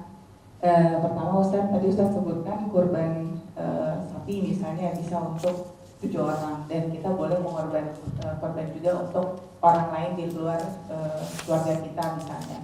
Apakah perlu disebutkan pada saat kita berkorban, dan apakah perlu diketahui oleh orang yang misalnya mau kita korbankan, apakah kita perlu beritahu pada orang tersebut? Itu satu Ustaz. Saya jawab dulu boleh? Lagi ada pertanyaan lagi dengan apakah boleh mengkurbankan untuk orang yang sudah meninggal, misalnya ibu, ayah, atau tante gitu. Baik. Terima kasih Ustaz. Insyaallah. Yang pertama ada pertanyaan mengenai apakah bila berkorban untuk orang lain harus diberikan atau diingatkan, diberitahu bahwa ada korban untuknya, maka yang terbaik diberitahukan. Diberitahukan, sampaikan supaya sunnah-sunnah yang berlaku orang itu bagi orang itu bisa dipraktekkan. Saya beri contoh misalnya, kalau kurban atas nama pribadi yang tidak potong kuku dan rambut kan kita pribadi. Kalau kurban atas nama keluarga yang tidak potong kuku dan rambut siapa? Ingat, bukan yang punya modal tapi yang diniatkan dari kurban itu. Jadi kalau misalnya ayahnya beli hewan, ya dikorbankan untuk keluarga 4 orang, maka 4 orangnya tidak potong kuku dan rambut. Ya, untuk keluarga. Nah, sekarang kalau diniatkan untuk orang lain, maka yang tidak potong kuku dan rambut itu bukannya ngasih uang, bukannya ngasih hewan, tapi orang yang dimaksudkan. Ya, saya misalnya ingin korban untuk si fulan. Ya, misal nama ada si fulan A misalnya, saya ingin korban untuk beliau ini. Maka ketika saya berikan kambingnya dan sebagainya, itu yang tidak potong kuku rambutnya, macam-macam dan sebagainya, semua ibadah sunnah melekat pada orang ini. Saya cuma fasilitasi. Dan setiap dia melakukan amalannya, karena fasilitas kita, alhamdulillah kita dapat bagian pahalanya. Kita dapat, ya, alhamdulillah kita dapat bagian pahalanya. Di sunnah-sunnah berlaku bagi orang ini. Ya, mulai dari misalnya mempersiapkan meningkatkan amal solehnya, dia beristighfar, dia kemudian tidak potong kuku dan rambut dan sebagainya. Ya. Yang kedua, pada saat hewan itu disembelih, ada sunnah yang berlaku bagi orang yang berkorban atau diniatkan korban. Di antaranya, maaf, setelah disembelih, menghadap orang ini ke arah kiblat, kemudian berdoa. Doanya diatur. Awas, hati-hati ya.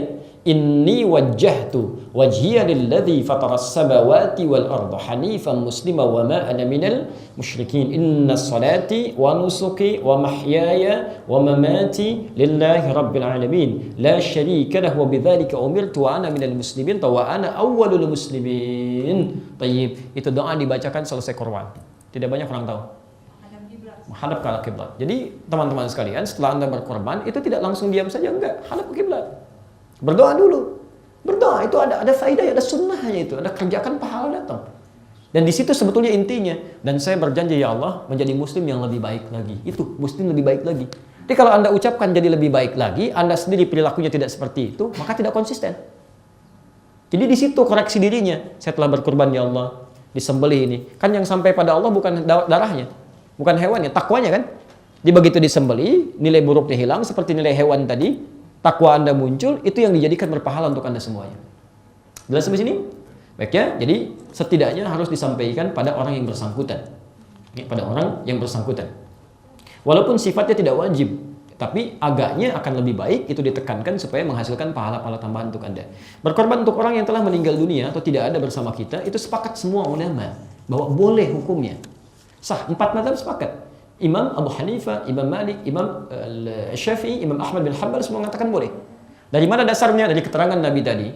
Nabi berkorban untuk keluarga besarnya plus untuk umatnya. Bukankah di antara keluarga Nabi ada yang telah wafat sebelumnya?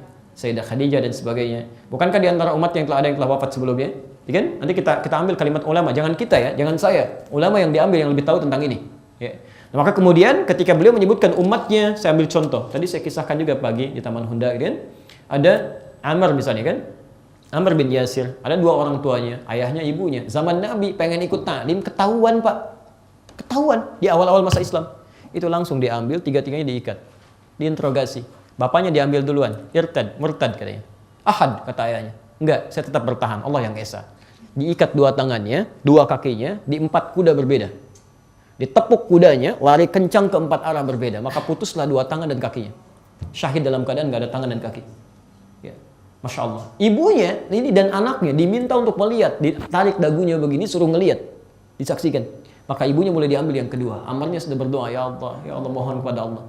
Ibunya diinterogasi yang kedua, irtaddi, murtad kamu. Ahad katanya. Enggak, Allah yang Esa. Apa yang terjadi? Diikat lagi sama seperti tadi tapi lebih jahat. Beliau sedang dalam keadaan mengandung, diambillah pedang, mohon maaf para akhwat ya. Kemudian mulai ditusuk sampai dikeluarkan janinnya. Wafat dalam keadaan demikian. Anda bisa bayangkan, Amr itu dipaksa dinaikkan untuk lihat kedua orang tuanya. Dan Amr tidak dieksekusi. Menurut pandangan mereka, biarin aja. Dia mendapatkan memori itu sampai gila seumur hidupnya. Untuk jadi pesan pada umat Muhammad yang lain, kalau ada yang masuk Islam bisa gila seperti Amr. Tapi Allah jaga, alhamdulillah, sampai akhir hayatnya dalam keadaan terbaik, sampai beliau wafat sebagai sahabat terbaik. Coba bayangkan, ada orang pengen taklim, sampai diinterogasi zaman Nabi itu. Diinterogasi sahabat Nabi sampai mengorbankan jiwanya. Ada orang bukan sahabat Nabi, jauh dari zaman Nabi, Masya Allah, ustaznya datang sendiri, tempatnya enak, persiapannya lengkap, kadang-kadang ada snacknya, belum mau datang juga. Ada kan cara apa lagi yang harus difasilitasi kan? Tapi Masya Allah, Rasulullah SAW berkorban atas nama orang itu. Dikasihkan, artinya ada kebolehan. Ya, ada kebolehan. Karena itu kata imam-imam yang 4 ini, dibolehkan berkorban atas nama orang yang telah wafat. Imam Asy-Syafi'i memberikan catatan. Kata Imam Asy-Syafi'i, sepanjang mereka berwasiat memberikan pesan. Kalau tidak ada pesan, tidak perlu ditekankan. Tapi 3 imam yang lain, termasuk Imam Ahmad bin Hanbal, kan, termasuk syariat setelahnya murid-muridnya Syekhul Islam Ibnu Taimiyah, Ibnu Qayyim al-Jauziyah, menerangkan bahwa tidak perlu ada pesan karena di hadis itu tidak menyebutkan pesan. Ya. Tapi tidak bisa dikiaskan dengan amalan lain. Hati-hati ya. Yang boleh untuk diniatkan bagi yang tidak ada, menjadi badal itu haji, boleh ada badal haji, kan? Dan korban boleh, sedekah boleh sedekah. Anda punya uang 50.000, kan? Ingin berniat baik untuk orang tua misalnya sudah tidak ada, beli aja mushaf. Niatkan kebaikannya untuk orang tua. Titipkan di masjid, setiap dibaca dapat pahalanya. Cuma nggak usah ditambahin ya. Saya ini pesan ya, mohon maaf ya. Saya nggak usah tempelin foto, kan? Nama di situ nggak usah, biar dia mushaf, nggak usah pakai foto macam-macam. Kasih ke masjid baca, selesai. Tapi nggak bisa dikiaskan dengan amalan lain. Misal sholat sebagai hadiah itu nggak ada. Ya, mohon maaf saya belum menemukan itu kan. Saya belum menemukan. Jadi cukup amalan tadi saja sesuai dengan dalilnya dan tidak perlu dikiaskan. Ini sudah saya jawab, apakah jika kita berkorban untuk orang lain, apakah orang tersebut harus diberitahu? Tadi kami sudah jawab pertanyaan ini. Kami kira jelas ya? Baik, kalau sudah jelas, saya kira kita cukupkan untuk bahasan kita. Semoga Allah Subhanahu wa Ta'ala melembutkan hati kita semuanya, lebih mendekat kepada tuntunan Al-Quran dan Sunnah Rasulullah SAW. Jadi kami simpulkan, pertama, mohon izin ada syariat yang hanya datang setahun sekali.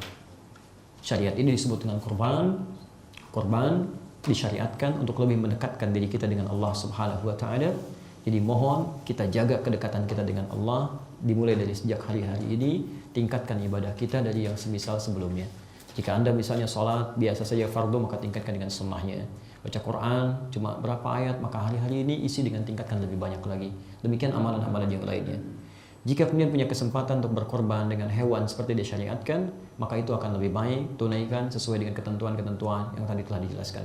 Dengan itu, semoga Allah berkenan meningkatkan ketakwaan kita semuanya dan menghilangkan sisi-sisi buruk yang mungkin lahir dalam kehidupan kita. Demikian yang kami sampaikan. Mohon izin untuk menyampaikan informasi. Ini ada dari teman-teman yang mengelola di Al-Khamsa, mengeluarkan bahasan dari Al-Asmaul Husna yang telah kita bahas sebagian ya. Tapi kami akan coba lihat dulu untuk sementara sebelum dibagikan. Nanti kalau sudah dibagikan, kalau sudah dicek nanti silahkan kalau ingin dibagikan. Yang kedua ada buku yang kami tuliskan tentang tuntunan praktis Idul Adha. Nanti kalau coba dicari aja itu ya, dicari saja nanti bisa dapatkan, itu bisa dibaca sebelum dilakukan. Nah ini buku yang terbaru, ini Al-Majmu'. Ini Al-Majmu' ini buku tentang cara bekal Nabi, cara menuntut ilmu. Di sini saya keluarkan hadis-hadis Nabi, petunjuk bagaimana cara belajar yang baik. Supaya nggak cepat lupa, supaya ilmunya cepat diserap dan mudah diamalkan. Kalau Anda yang pakai, mungkin Anda nggak pakai, bisa untuk mendidik anaknya. Nah, di sini ada pelajaran tentang tuntunan pengalaman Imam An-Nawawi. Ya. Nah kalau ini, tapi mohon maaf, ini Anda nggak akan temukan di toko buku secara bebas, hanya ada di Kiai Quantum Akhian Institute dan kami cuma cetak terbatas. Karena saya asalnya cetak untuk jamaah yang ta'lim aja gitu ya. Baik, teman-teman sekalian, itu saja yang kami sampaikan. Semoga Allah memberikan kemuliaan pada kita. Subhanakallahumma wa bihamdika asyhadu an la ilaha illa anta astaghfiruka wa atubu ilaik. Wa akhiru da'wana alhamdulillahirabbil alamin. Wa'alafu minkum. Dan sebelum kami tutup dengan salam, besok ada live streaming tentang sunnah Idul Adha tanggal 10 Dzulhijjah. Posisinya ba'da maghrib ya, dan sampai ba'da isya malam Jumat ya. Antum bisa akses di Akhir TV, akhir.tv ya. Assalamualaikum warahmatullahi wabarakatuh.